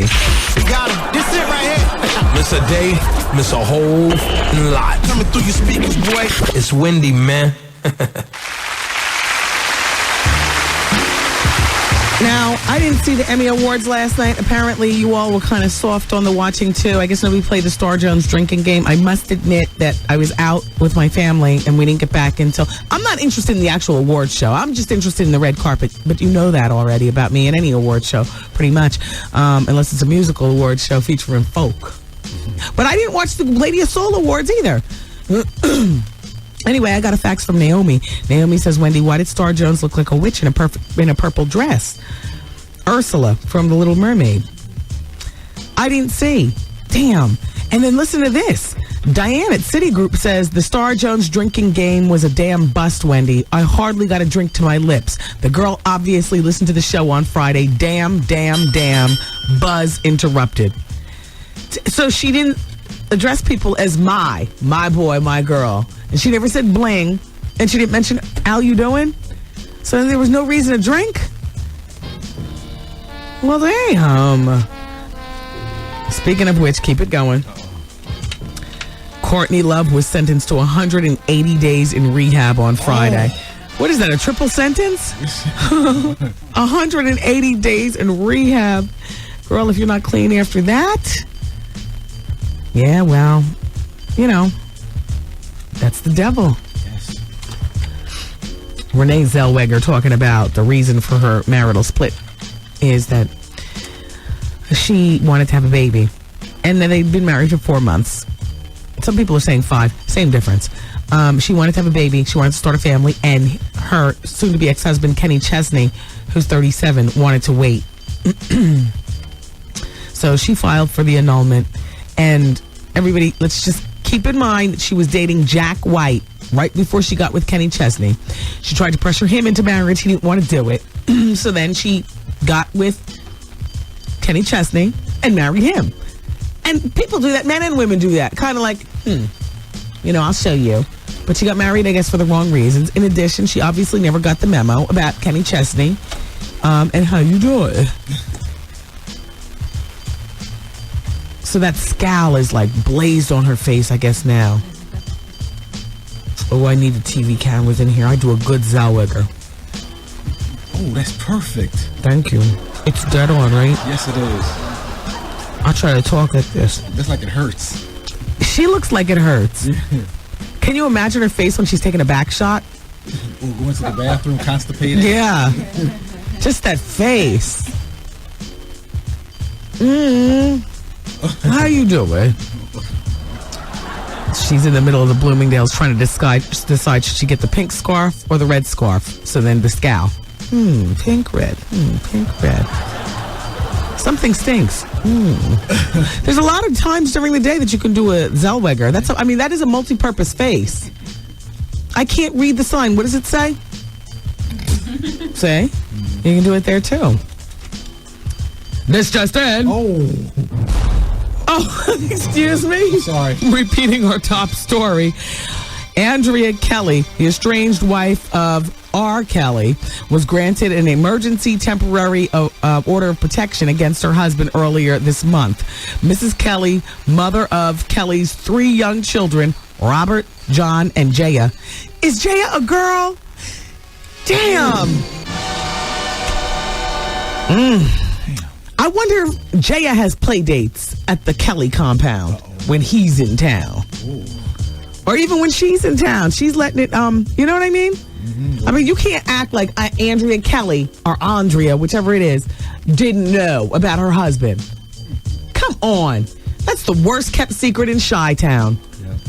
Like, you go there, it's so normal to hear those types of things that's as commonplace as, it's 72 degrees. Oh, R. Kelly and another, and then you go on about your business. Yeah. They don't dwell. Prohibiting him, she got a restraining order prohibiting him, from physically abusing her, harassing her, stalking her, and interfering with her personal liberties. She also demanded that R. Kelly not remove the children from their home and not dispose of their home, black Mercedes, clothing, photos, computer. Mrs. Kelly stated in her petition that she did not want any contact with him at all by any means. So she is very serious. And Michael Sneed at the Chicago Sun-Times is on it. And so are we. Yeah, the theory is that, whatever it was, maybe she got with another man. So, he can do his thing, but, maybe she got caught out there. He might have wanted to backhand her across the room or something like that. Or maybe they got in an argument, and then she was like, you young girl touching... young boy checking for, non-reading, non-reality seeking, every state wanna look like, wanna act like, wanna dress like. No. If they only knew the truth. Style stealing. Clone ass, biting ass. If they only knew the truth about your ass. That's crazy. Trey Songz and them, everybody looking up to you like they want, if they only knew. Shout out to Trey Songz. Yes. You just fit the skit. But you know what I mean? Yeah. If they only knew. Because the wife, just like your husband or, your longtime man or your longtime woman, that one person that can pull your card, even more so than your parents. Because your parents don't really know you like as an adult the way, whoever you're living with does. Yeah. You want a card puller? Talk to the person who shares the bed. And Andrea Kelly, be careful, because now that your name is coming in the spotlight, I don't know about everybody else, but I sure am looking at you like all a part of the guilty partiness of this whole thing. You are as much to blame for not crowing, divorcing, file, whatever, as he is for. Right, Art? Yes. So don't crow too loud. You're an accessory. You're an accessory. Exactly. An accessory. Ooh, I like that. Somebody call Sparkle. What's she saying? Here's something about the Ladies Soul Awards. KO. Thank you, KO. First of all, she says the competition was so one-sided, Wendy. In the category of people, they had people like Destiny's Child, Mariah Carey, and Alicia Keys up against newcomers like Mystique and Tidra Moses. Who are they? Tidra Moses, she had a good song last summer. All right. Well, so did those Puerto Rican girls in the Bronx. What's that song? Lumi D. Oh, yeah. And the twins. And Nina Sky. Yeah. Exactly. They're both over. Yeah.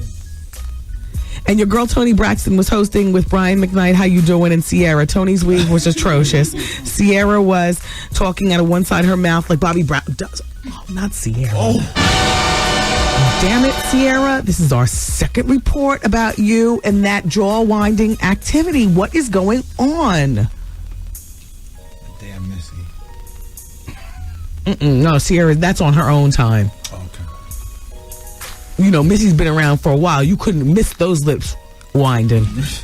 Right? I never saw Missy's lips wind. No. No, this is Sierra on her own time. But she chews a lot of gum, though, so you can't tell if you chew a lot of gum if your lips are winding or not, because you're chewing gum. Well, she's not chewing gum on stage. Oh, you're right. Missy's groomed her better than that, I would imagine. You're right. And then the Entertainer of the Year award, Wendy, and guess who got it? Sierra, you say? No, they gave it to A. Marie. I think A. Marie is fabulous and all, but as far as Entertainer of the Year, all I saw was Sierra. The whole show was boring, if you ask me. That's the Lady of Soul Awards. Well, you want to know what? I quite fancied A. Marie's performance, one of the only ones I saw at the American Music Awards, and I like her new song, Talking About. Ooh. Right? Yes. It sounds just like the other one. I don't care. This is exciting right here. They got the what is that, the Sheila E. Timbales going? Go real tight. Listen to this. Turn this up. Oh, how you doing? Woo! Hey. See? Yeah, baby. Exactly. And you can picture her moving her behind and tossing her hair. It sounds like the other A. Marie songs, but I like it. Yeah. She has created a style through her production team. It ain't broke. Don't fix it. No. That's what I'm saying. Go, A. Marie. Congratulations on being Entertainer of the Year.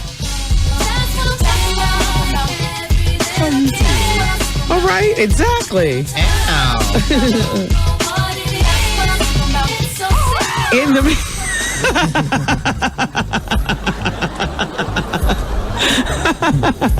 when I laughed, I have a double chin. No. A little bit. That's I'm practicing. One day we'll have the cameras in the studio or something. And so sometimes when I laugh and I'm doing stuff in here, I try to practice for, okay, if that ever happens, I'm going to straighten my neck out and laugh like this. And with your head out. Yeah, well,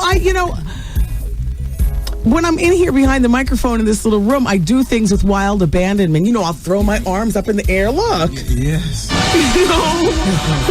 My underarm, this little thing right here will knock you down if you walk in front or behind me. Yes. Look at the flags. Yeah. But I don't care. But if like when VH1 would come in here, I don't know whether I can't control what I'm going to do with my body. You can only think about it until you see it on TV. Then you're like, damn, that was an ugly laugh angle. Where you pull the side of your nostrils up like Nicole Richie. You know exactly what I'm talking about, right? Side of your nostrils pull up, and your neck goes back, and you gotta, and then you got all kind of silver in the back of your mouth, looking crazy. Yeah.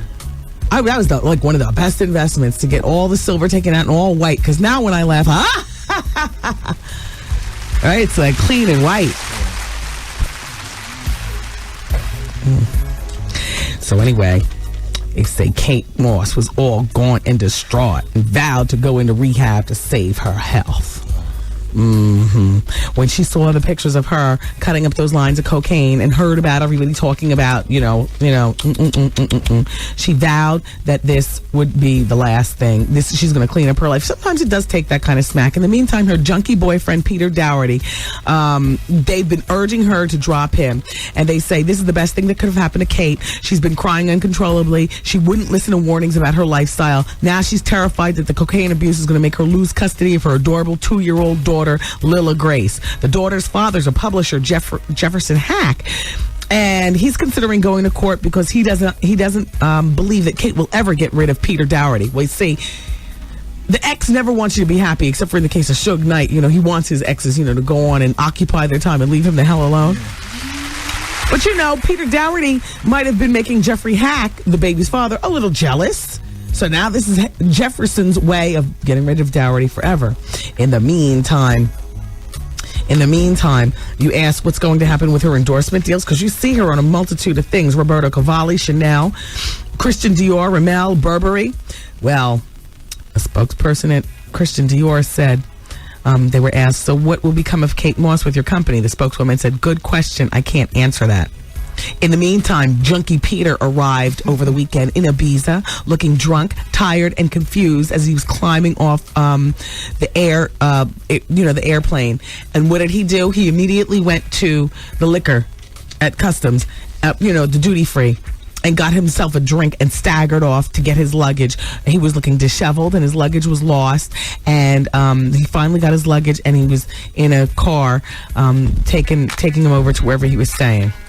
In the meantime, they say that Kate Moss had a depraved sexual life, claiming the lesbian affairs and threesomes and all kind of stuff going on.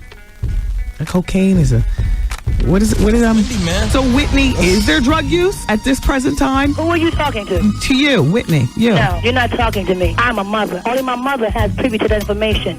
You talk to your child about that. Don't ask me no questions like I'm a child. Don't ask me like I'm a child, because I'm not a child, Wendy. The Wendy Williams Experience. Days R&B and classic soul. Yeah. Champagne just came in here with gourmet jelly beans. You forget how good they are until you get them free. This is going to be my new fix. Yeah. I've been so stuck on licorice and dots. No, the gourmet jelly beans. Yeah. Thanks, Champagne. Is she in for Vaughn Harper today? Yes, all week. Oh, all week, okay. Champagne's coming up at 7 o'clock in for Vaughn after the Wendy Williams Experience. And don't forget to start your day the right way with the new Steve Harvey Morning Show here on WBLS. He's here. And so everybody, don't forget about Circle of Sisters. You can get your tickets right now. The Circle of Sisters Expo is uniting today's women of color. It's October 1st and 2nd at the Jacob Javits Convention Center. And you can go to Ticketmaster locations online at Ticketmaster.com or charge by phone at 212-307-7171. And it's presented by Choice Hotels with over 4,000 locations. There's bound to be one near you, right? Also, it's presented by Nyack College, making your future everything it could be. And, of course, your radio station, featuring today's R&B, Classic Soul, the Steve Harvey Morning Show, and the Wendy Williams Experience in the afternoon. We're 107.5 WBLS. Today's People Poll question is, do you attend church regularly? Regularly, in my opinion, is 3 times a month. Do you attend church regularly, not once a year or whatever? Now, there are 5 people in the room. Who in this room attends church regularly? Oh, ain't no good gonna come to us. Nobody in the room. Who attends church once a month? Who attends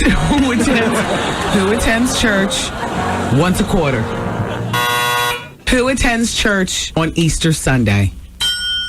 One person. Who attends church on New Year's Eve? Nobody. I love the nightlife. It's a shame. Who attends church when somebody dies? I do. What about when somebody gets married? Oh, yeah. Well, to get free dinners in the basement. I'm there all the time. Fried chicken and greens and macaroni and cheese, please. Church got the best dinners, $5 a plate.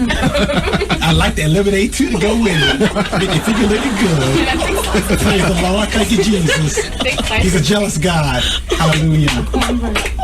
I don't know about y'all. I'm ready to have church again. I'm ready to have church again. I'm stepping out of this one. You calling you in the blood of Jesus. You in the blood of Jesus. I want your equipment short out. We're going to get shocked by it. I'm not touching another thing in here. I'm keeping my rubber soles on the floor. Now watch my car be the one to careen off the West Side damn highway. This is it right here. Miss a day, miss a whole lot. Coming through your speakers, boy. It's Wendy, man.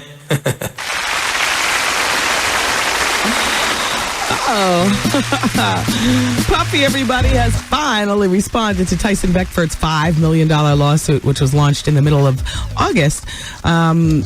Unresolved money. Puffy owes Tyson Beckford money for Sean John advertising, and Tyson's responded by suing for $5 million. And Puffy says, he's an icon. I respect him for what he's done for black people in the fashion industry, and I'm going to make sure that we get together and we straighten it out. Take a number behind me, Tyson. You wait for Puff, you'll be waiting a long time. He also admires Tyson, but he also explained with clarity why he didn't feel that Tyson's lawsuit was valid. He says, I apologized to him for any discomfort that has incurred. I'm doing my best to make sure that it gets rectified, but it's not like I owe him money or anything like that. In the meantime, last week, Tyson Beckford announced his retirement from modeling, and he attributes his experience with Sean John as part of the reason for his departure. Puff, I'll step aside. You need to holler at your boy. Yes. There you go. That doesn't sound good. Maybe we need to make it nice with Tyson and get him up here. Oh, hell. Who am I kidding?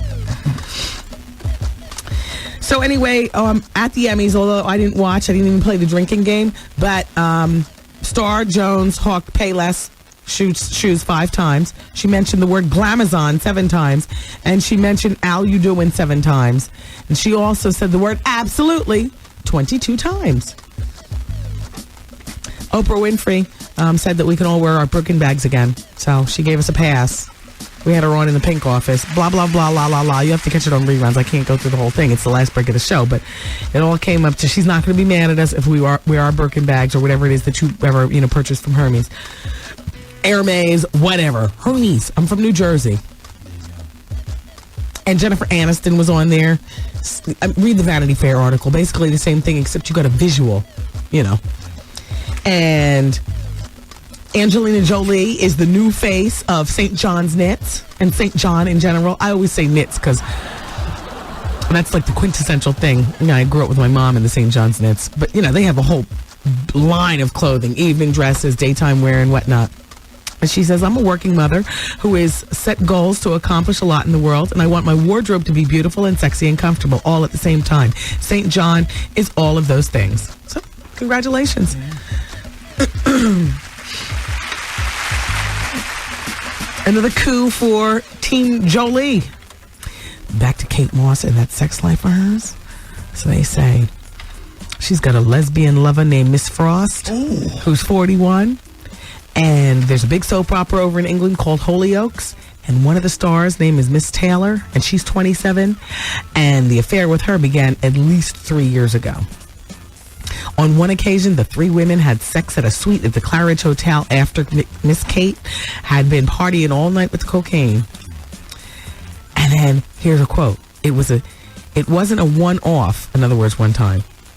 Kate had been to bed with Sadie before, and she also slept with Davina 6 times. Who's Davina, you ask? Davina got married to David Gardner. This is English talk. We know none of these people, but we know Kate Moss, so it's worth it. Davina got married to a man named David Gardner, who's a sports agent and really friendly with Bex. Meantime, they got married back in 2003, so Davina cooled things off with Kate. But 6 months ago, Kate went to Davina and Dave's home, and Dave was out of town, and Kate dared Davina to kiss her while her husband was away, and before you know it, they were all drunk and all over each other. Just cheating on her husband with Kate Moss, Davina was. Oh, I'm finished. You can come back to your radio. I'm sorry for that one. So little Kim is about 4 hours in, and when she comes out, that'll be a good look for her. She's got Edmonds Entertainment, Tracy Edmonds, and the Babyface Company. They've been following her around with all the cameras. It's going to be some sort of reality show popping off.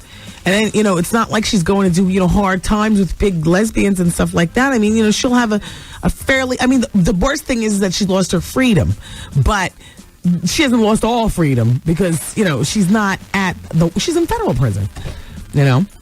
And Foxy Brown, what I would suggest you do is capture all the spotlight you possibly can, because when Kim comes out, you know, at least the first 30 days are going to be all about Kim. And an easy way of doing it is let us find out Foxy Brown is the reason that Tyson Beckford is leaving modeling, because Foxy's pregnant with Tyson's baby. And now they both want to go off and get married and have a family, and he wants to devote himself to women and Foxy. That's how you get yourself in the spotlight. You wasting your time over in the next banquet kissing Chris Webber. Ain't nothing going to come of that. He didn't want Tyra Banks. He's not going to want you. Then again, she probably didn't want either of them anyway. Foxy's busy trying to make headlines, and that's what's important to her career at this particular time. Now, look, Art just passed me. What is this, a quote from Don King? No. Oh. No black person ever came out. What do you want me to say next, y'all? What do you want me to say next? Of prison to be successful except Don King. No, I'm going to prove you wrong. Let's prove Art wrong. He thinks he knows so damn much. All right, I'm going to leave you with this quote. And that's your homework assignment. Ask everybody. Give me my father's number. I'm calling my father. Talansky. No black person, and we're not talking about you on the block and that you have your own business. We're talking famous people. Let's be clear. That went in famous. That you went in famous and you came out. Art says, I challenge you, Art. I'm going to call how much time do I have left on this break? I've got about a minute and some. Okay. I mean, you know, he's an older person, so I have to give him 24 hours with a response. His head is in his books. Right. I'm going to throw him to the left with, you know, or you know. Yes. No black person ever came out of prison to be successful except Don King. I challenge you. A celebrity spotting, Wendy. On last Wednesday night, I spotted Danny Bonaducci on Christopher Street, the How You Doing epicenter of the city. And he was by himself, and me and my people, we followed him into the S&M leather and toy store called London, in which he checked out a few clothing items. Oh, they followed him all in the store. My friend said I got a vibe that he was on to our spying, so he left the store and walked down the street and went to another S&M leather shop with kinky toys, at which point we lost interest. He was also dressed kind of gay. He had on tight jeans and boots and a see-through wife beater. And showed his muscular physique. Yeah, muscular physique from steroids, as we learned this weekend on Breaking Bonaducci. Yes. Oh, lordy, lordy, lordy. I love you all for listening. Don't forget your homework assignment. Prove that half how you doing splaboo wrong. No black person ever went into prison famous and came out bigger than when they went in. Well, Shine's not even out, so damn, might be right. I'm going to call my father. I love you all for listening. Have a wonderful rest of the bye. How you doing? These parties, boy. See you later. I'm saying bye-bye. Good night. Program complete.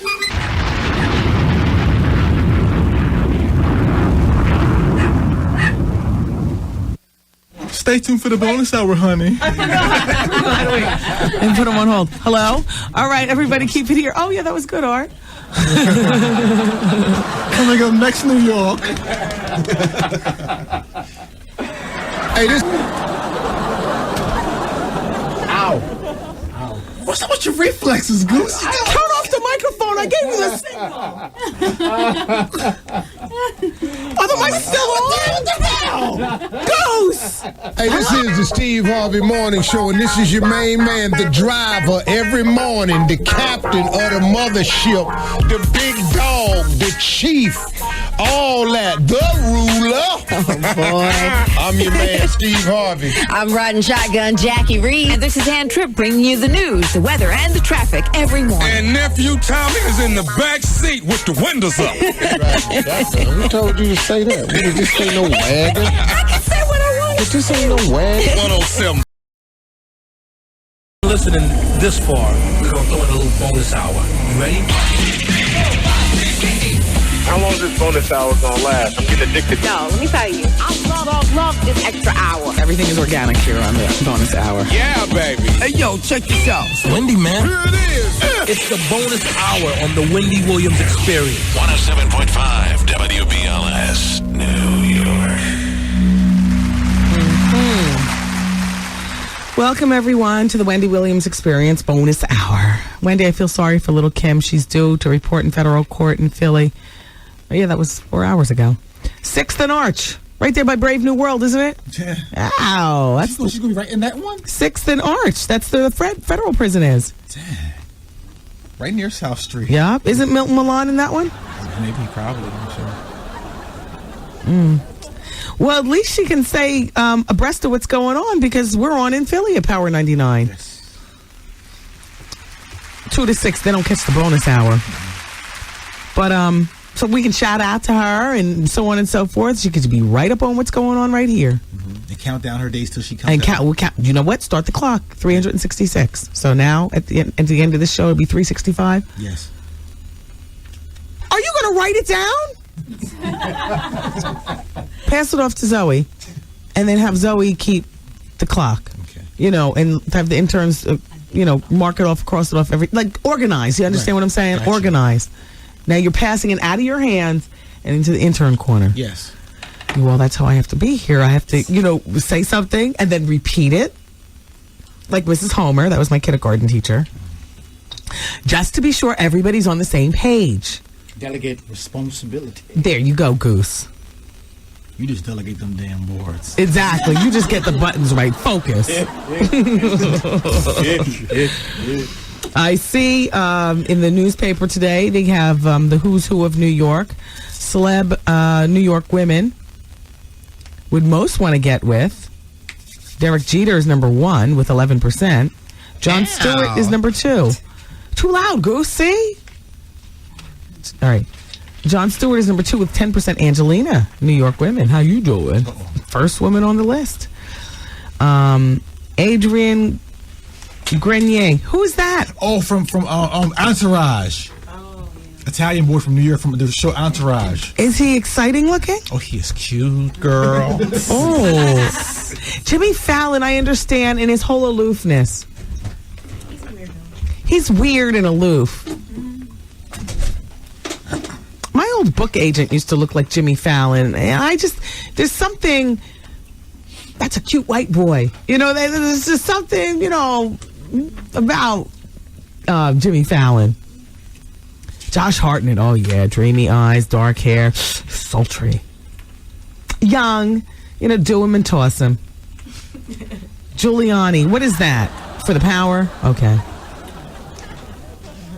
Fabrizio Moretti. I know that name.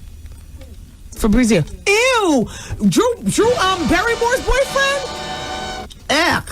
He's dirty. She looks dirty. She never looks like she's clean. She looks like she has dirty feet, dirtier feet than Britney Spears. She looks to me like the same tribe as Britney Spears, like that old dirty, use any gas station bathroom in the flip-flops and the puddle of pee. Do you know what I mean? Drew Barrymore's just got a skanky thing about her. And even when they fix her up and you see her on the red carpet, she's the type of girl to jump into her Cavalli dress at the last minute and not wash her crotch. Ooh. You know what I mean? Just, I was telling you all last week about how Whitney Houston's, ex-maids who were filing the lawsuit, but it was quietly settled out of court. I guess they didn't want all that business to blow up. The maids were saying they used to have to wash Whitney's privates and clean her up when she'd be binging. Like you just lose track of time and stuff. And focus. So she, can I wash my coochie?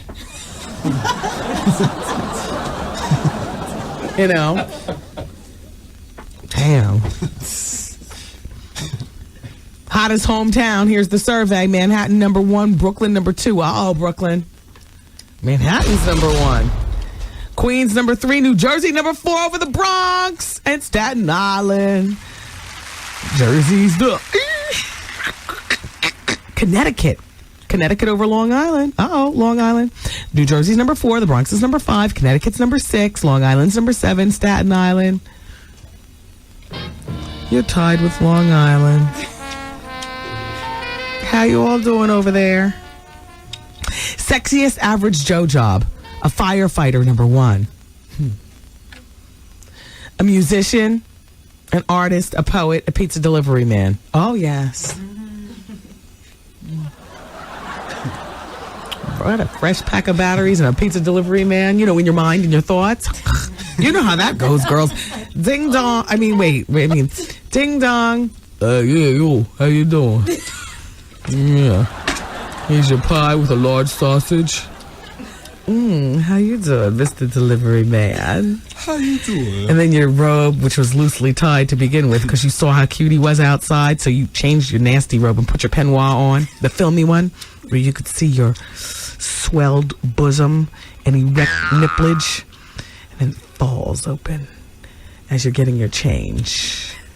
And when you give him the change, you put it in his hand, cup it, and don't let go. You pull him in.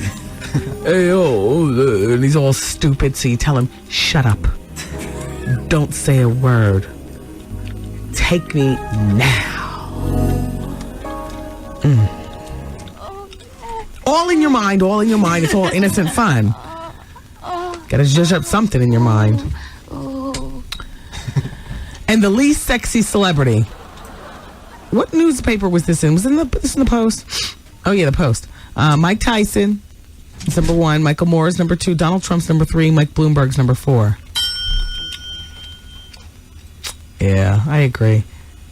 Donald Trump used to be sexy to me, but there's something about his handling of the splaboos on his show. And then, he's so overexposed. You no longer have to catch a glimpse of him here and linger on it. Now he's everywhere, and it's just like... Melania with that scowl. Her scowl is almost as legendary in my mind as Renee Zellweger's puss. You combine the puss and the scowl, and you have Beyonce and Kelly and No Good Matthew and Tina and Solange, who's calling herself Solange Knowles Smith, have all launched the Survivor Foundation, which is a charity foundation to help the victims and evacuees of Katrina, in the Houston area. The foundation has already secured $400,000. Beyonce donated the initial $250,000. Then Kelly and No Good Matthew and Tina and Sister Solange put money in to equal the $400,000. Now, the House of Darion, which is Beyonce and Tina's line, is also going to be giving a percentage of their profits to the Survivor Foundation. Very nice.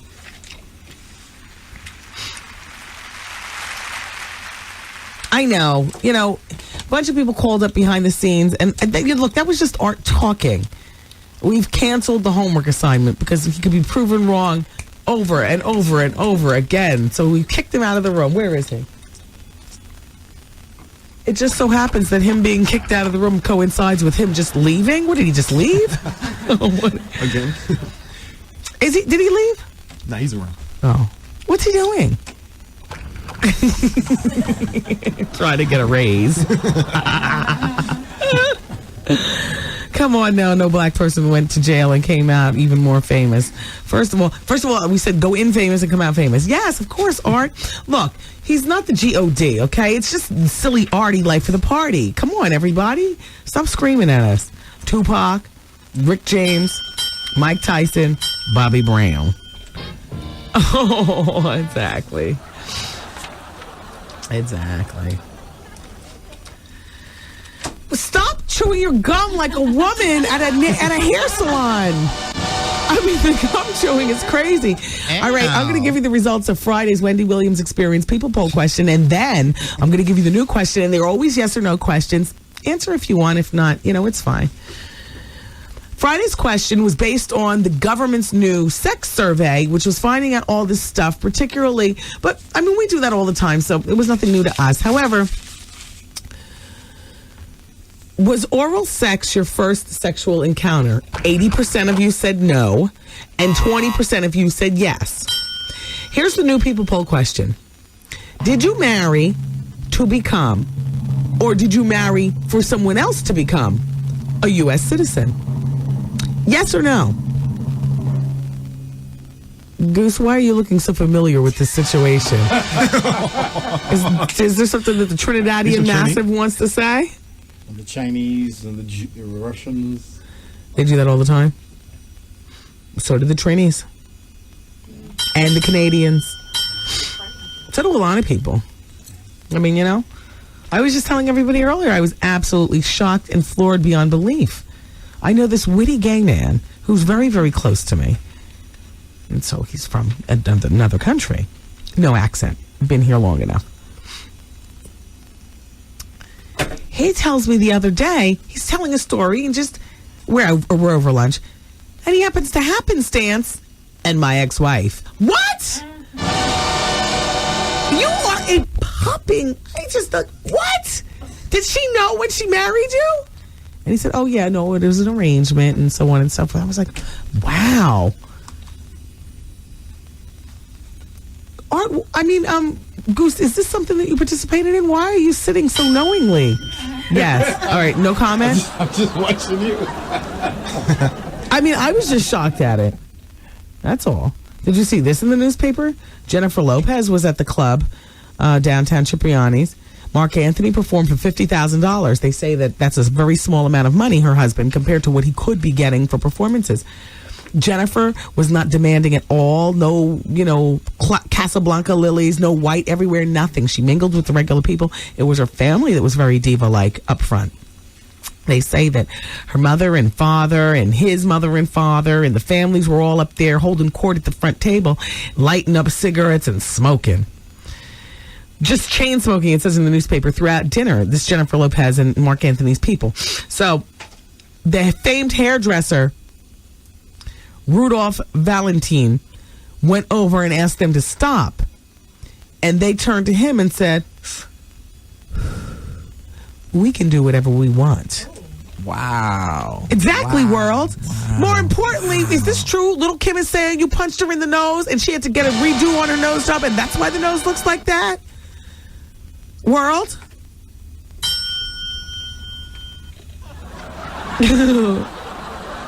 Why do I look at the buttons like that's really world? Gosh, I just can't really, I act out all the skits in the studio. It's crazy. Did you see me looking at the buttons? Yeah.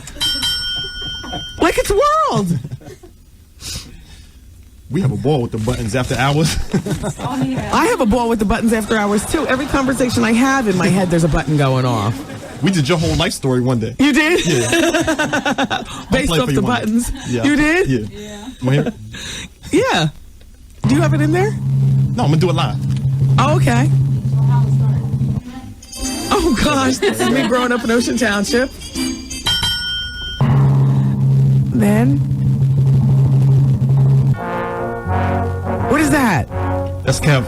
Oh, yeah, okay. Enter Kev. Okay. You skipped a whole lot, but go ahead. Oh, yeah. Oh, yeah, okay. And baby makes 3. Mama! Oh, okay. What else? Okay. Thank you, New York. Oh, you're fantastic, Thank you, Wendy. Mommy. You will always be my special star. And I finally begin to get a bit of what I deserve after a long, hard career and finally get my parents' approval. Yeah, that's pretty good. Like the story? You don't need that many buttons. All you need to do is be poignant with them. What did I skip? Well, you know what? It's not really important. All right. I mean, there's more stuff to be added, but you know what? I like that. Okay, so where was I? So, we can do whatever we want.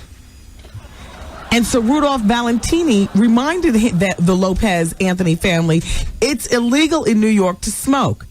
Well, Queenie Valentini stayed standing next to the table until they stopped. Can you imagine? I mean, it's one thing to not, it's illegal and they're smoking, but another thing for somebody to stand toe-tapping, waiting for you. Jen went over to him afterwards, Queenie Valentine, and said, thank you. She doesn't like cigarettes. Thank you. Well, I'll tell you what, I always do talk to you about when people get to be of a certain age, they really just should sit down and, go on the computer and take as few steps as possible, because anything that breaks will never be fixed and healed properly. And that goes for Madonna. They say this woman is in massive pain, wincing and grinning and trying to bear it. And she's just not the same. All that old teasing and popping she used to do, all because she wanted to ride a horse on her 47th birthday. Something that has absolutely nothing to do with Madonna being Madonna, but could have everything to do with her demise. It's bad enough that we have to drive cars and walk streets, with crazy people running up on sidewalks. And, we take enough risks. It's like when the NBA players, and I always say this to you, why the hell, if you're a multi-million-dollar NBA player, just doing the damn thing, do you want to play in some damn Rutgers tournament? So you can fall, tear a ligament, and it takes you out of your game? Are you out of your mind? Why do you want to have a pickup game of football during the summer when you're about to go into training camp because you play for the Eagles? Out on your back lawn, you're having a pickup game because it's the family picnic or whatever. What? Now you all play. I'm over here in the shade with my lemonade, chilling. I know, granted, you can be hit in the head with a football from the pickup game, and then, your career's over anyway. But why increase the,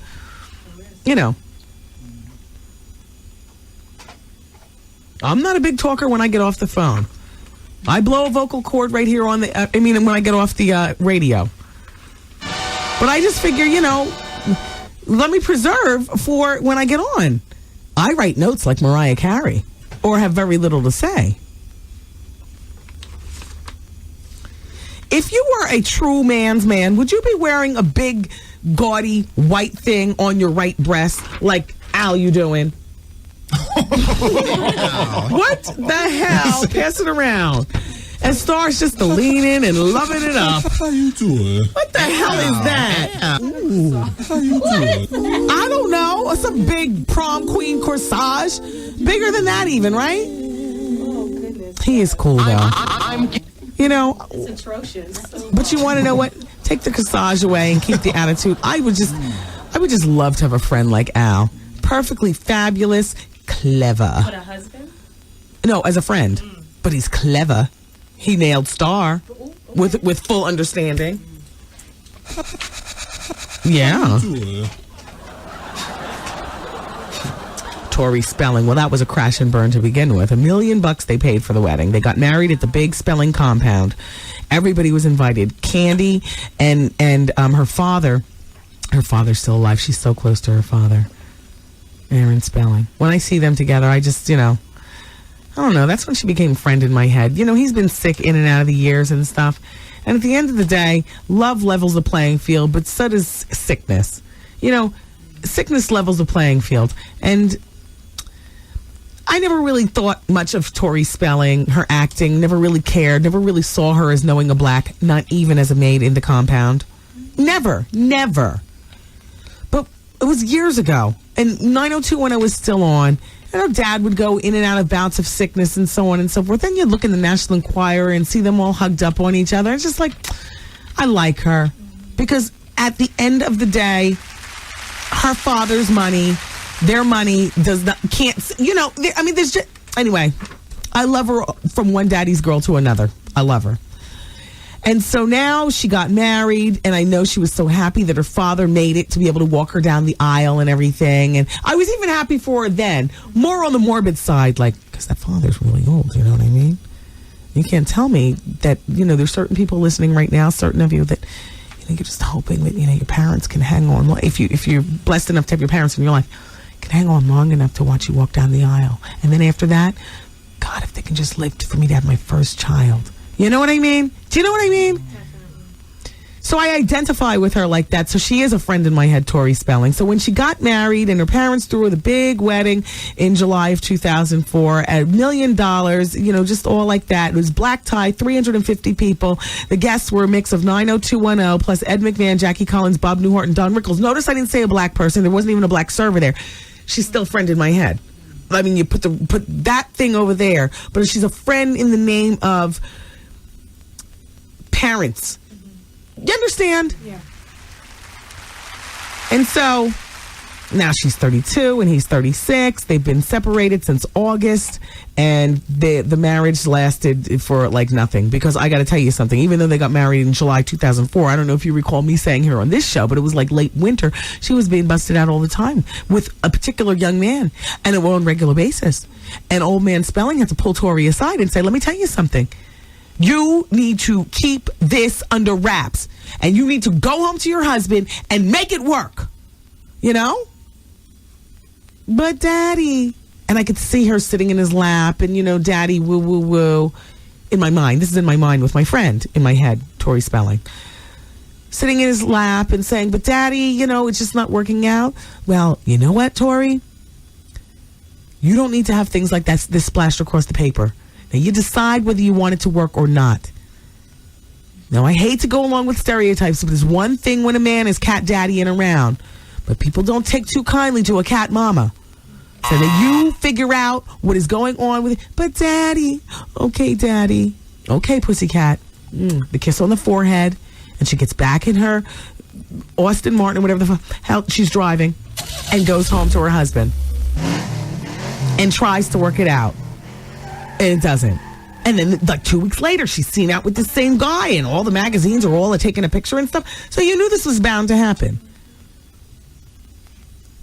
It's got to be weighing on her heart, though, at this point. She wants to please her father. She's like one of those type of girls. Damn, my daddy, mom, they saw me get married. They gave me this $1 million wedding. I haven't been a success on TV in years. And I'm, heir to the Spelling empire. I know all I can do is just drive around and look cute. But now girls in my position are really doing things. God, Nikki Hilton's got her super cool chick clothes. That I hear that splaboo Wendy Williams purchased at...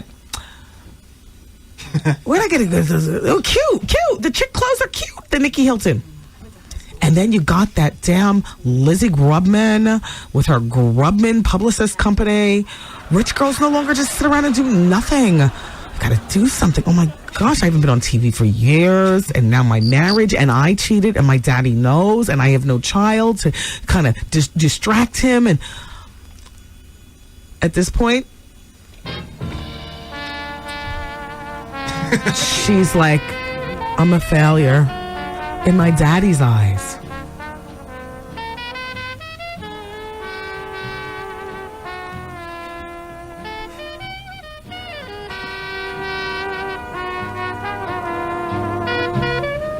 He's turning it up gradually. So stupid. So stupid. But the top story of the day is something that I really haven't gotten more of a handle on. Let's talk about it. Andrea Kelly, the estranged wife of R&B singer R. Kelly, was granted an emergency order of protection against her husband earlier this month. Mrs. Kelly, mother of Kelly's 3 young children, Robert, John, and Jaya, asked the Cook County Court to prohibit the singer from physically abusing her. Damn. Harassment, stalking, and interfering with her personal liberty. She also demanded that R. Kelly not remove the children from their home, not dispose of their home, their black Mercedes, their clothes, the photos, and the computer. Mrs. Kelly stated in her petition that she did not want any other contact with R. Kelly at all, by any means. He whooped that behind. Allegedly, I'll bet. Whooped it good. Whooped it in the name of love. Right? That's cool what you said. Right, though?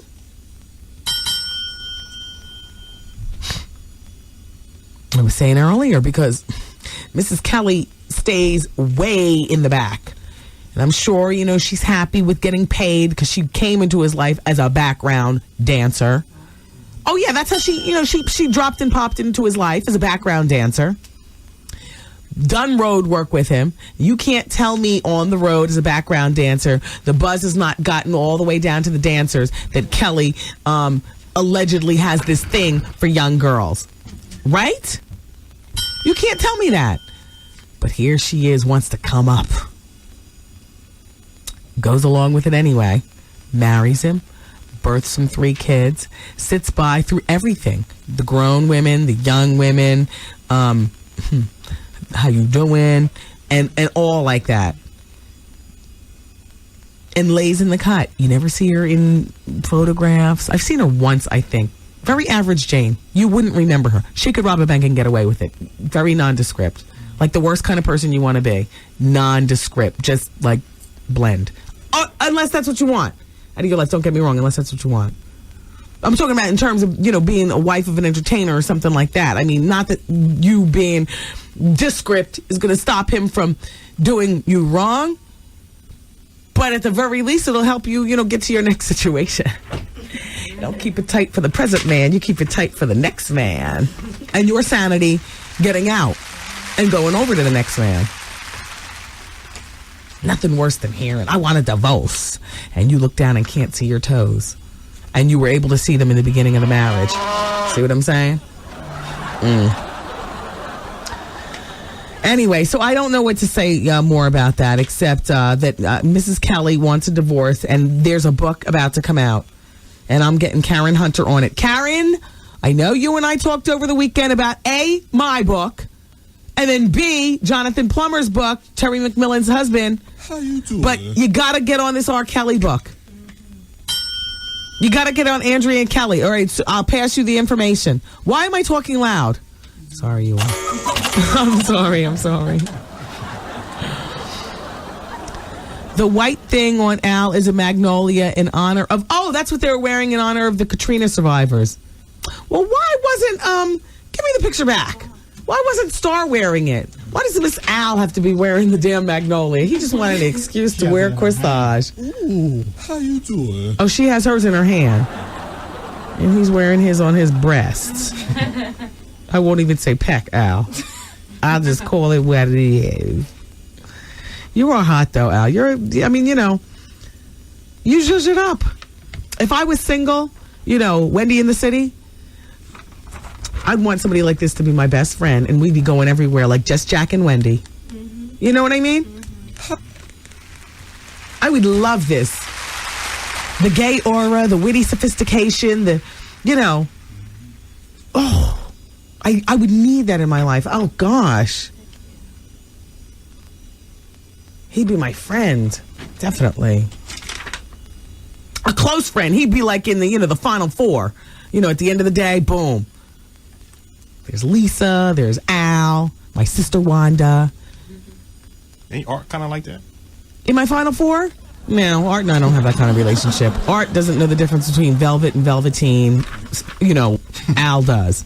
He doesn't know the difference between a white rose and a Casablanca lily. And Al does. I mean, just please. I mean, Art plays the Queenie role, but really, if he was really authentic, he would know so much more. And he doesn't. Am I stereotyping? I don't mean to be. No, I don't mean to be. But when I did meet him, I thought that he was perfect material. He was driving a pink Hyundai. Yeah. I'm not lying. He was driving a pink Hyundai. Pink. And it wasn't a borrowed car. It was his car. Wow. And he was like real. Ooh. Yes, Miss Wendy. Right? Like it was a morning show. We were working in Philly and Art would get there. He was our dutiful intern, second career. So he's like, 25. He's like, yeah. He'd pull into the parking lot. And I'd ask him to park his car in the space closest to the door because that damn Colby Kolb, that was, supposedly the head of the morning show, which is part of the reason why I had to leave because we weren't on the same plane in terms of career and whatnot. But he's a man, and I was working for a man who believes it's a man's world. So I used to hate it.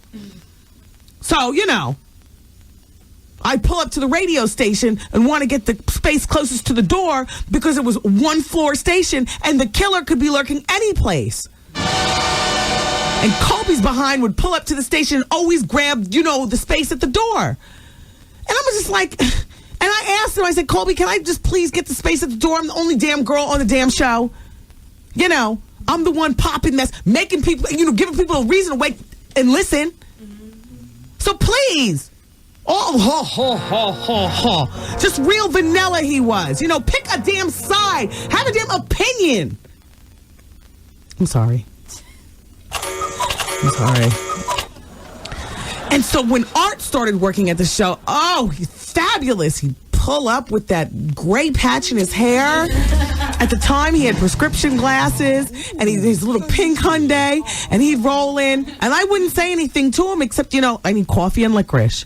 And then I would say to him, can you please get here before everybody and park in that space and wait until I get here and then move your car, please? And he did.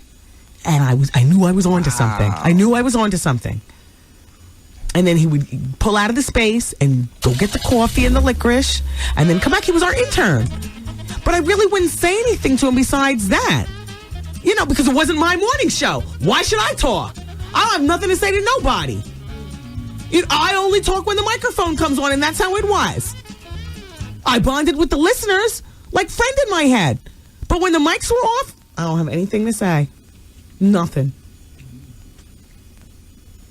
There was a mile a minute sexism. What? A mile a minute. And then they talked about wanting to syndicate the morning show. I went into the boss's office. I was like, you want to know what? Syndication is coming off my back. I'm not syndicating nothing. Colby and Dee haven't been in this business long enough to even understand the concept or have what it takes to get us fanned out in markets. I know why we're syndicating, and nothing's going to happen until this show gets called the Wendy Williams something or another. That's all I'm saying, right? They wanted to syndicate the show and still call it the Dream Damn Team. I'm not dreaming. I'm wide awake, and I see what's going on. And at that time, I discovered sexism is worse than racism. Because racism, you see it coming. You already know about it. Your mother can even tell you about it. Sexism, a lot of times women don't find out about it until we reach a certain... we find out about it every day. But you might not be paying attention. But it's just like... Damn. And that's when I knew I had to push that baby out and get out of Dodge. And I love the people of Philly, but just I'd reached the glass ceiling. My life was going nowhere. And so well,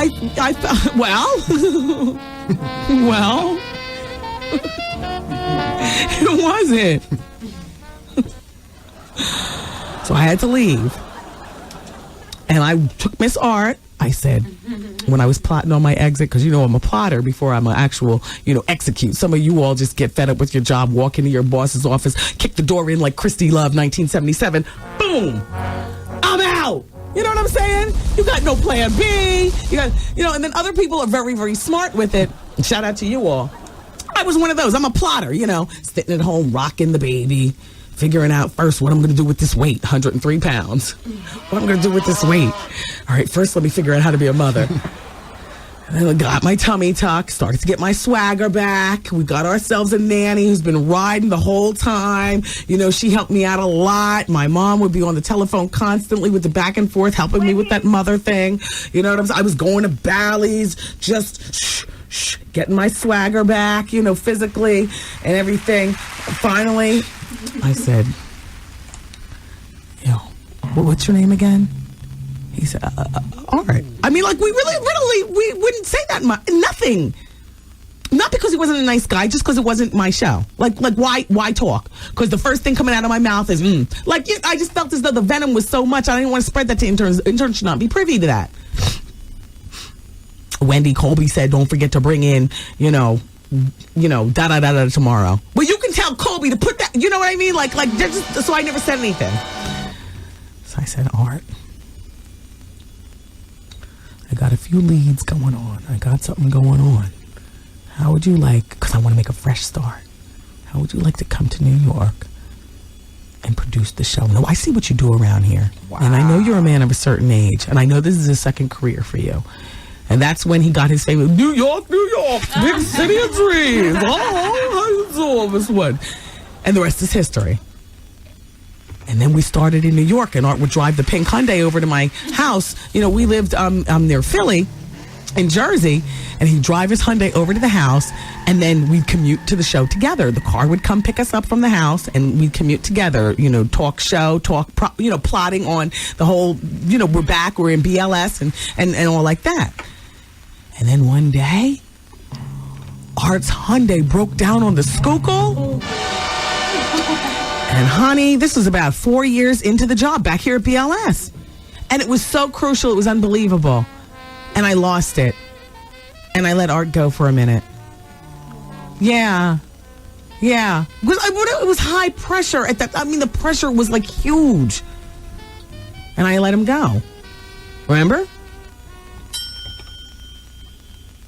And then Skell came back. Yeah. And then something happened with Skell, and I had to ask Skell to go.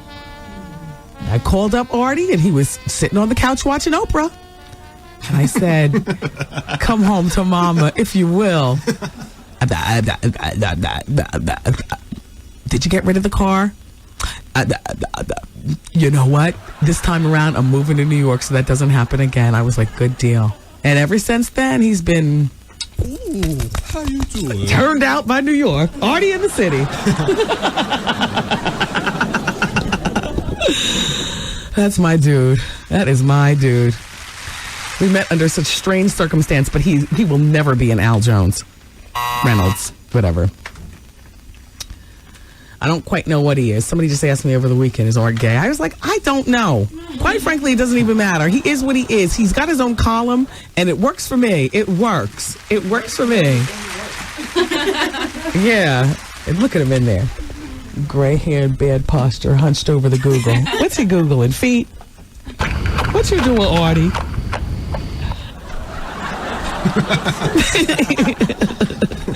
This hour of the Wendy Williams Experience is sponsored by Newton Learning Enrollment.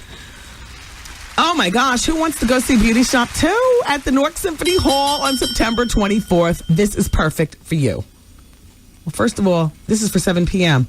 and 8 p.m. I'm doing a giveaway into Vaughn's show. No, he's going to be mad. That's for Vaughn. No, they gave it 7 and 8 p.m. You see, it says in the marker. Vaughn's not in tonight. Champagne's in.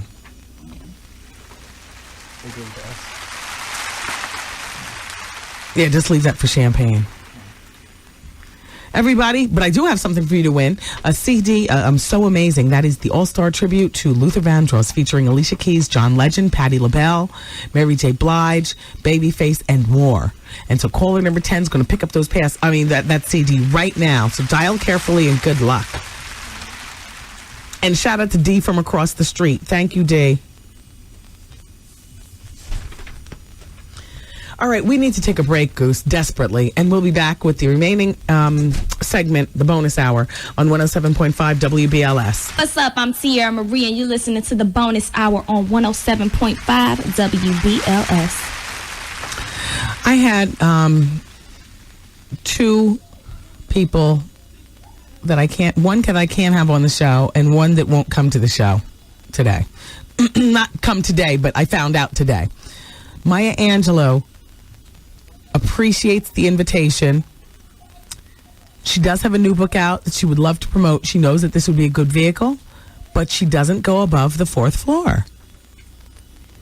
Isn't that also a crazy joke, though, too?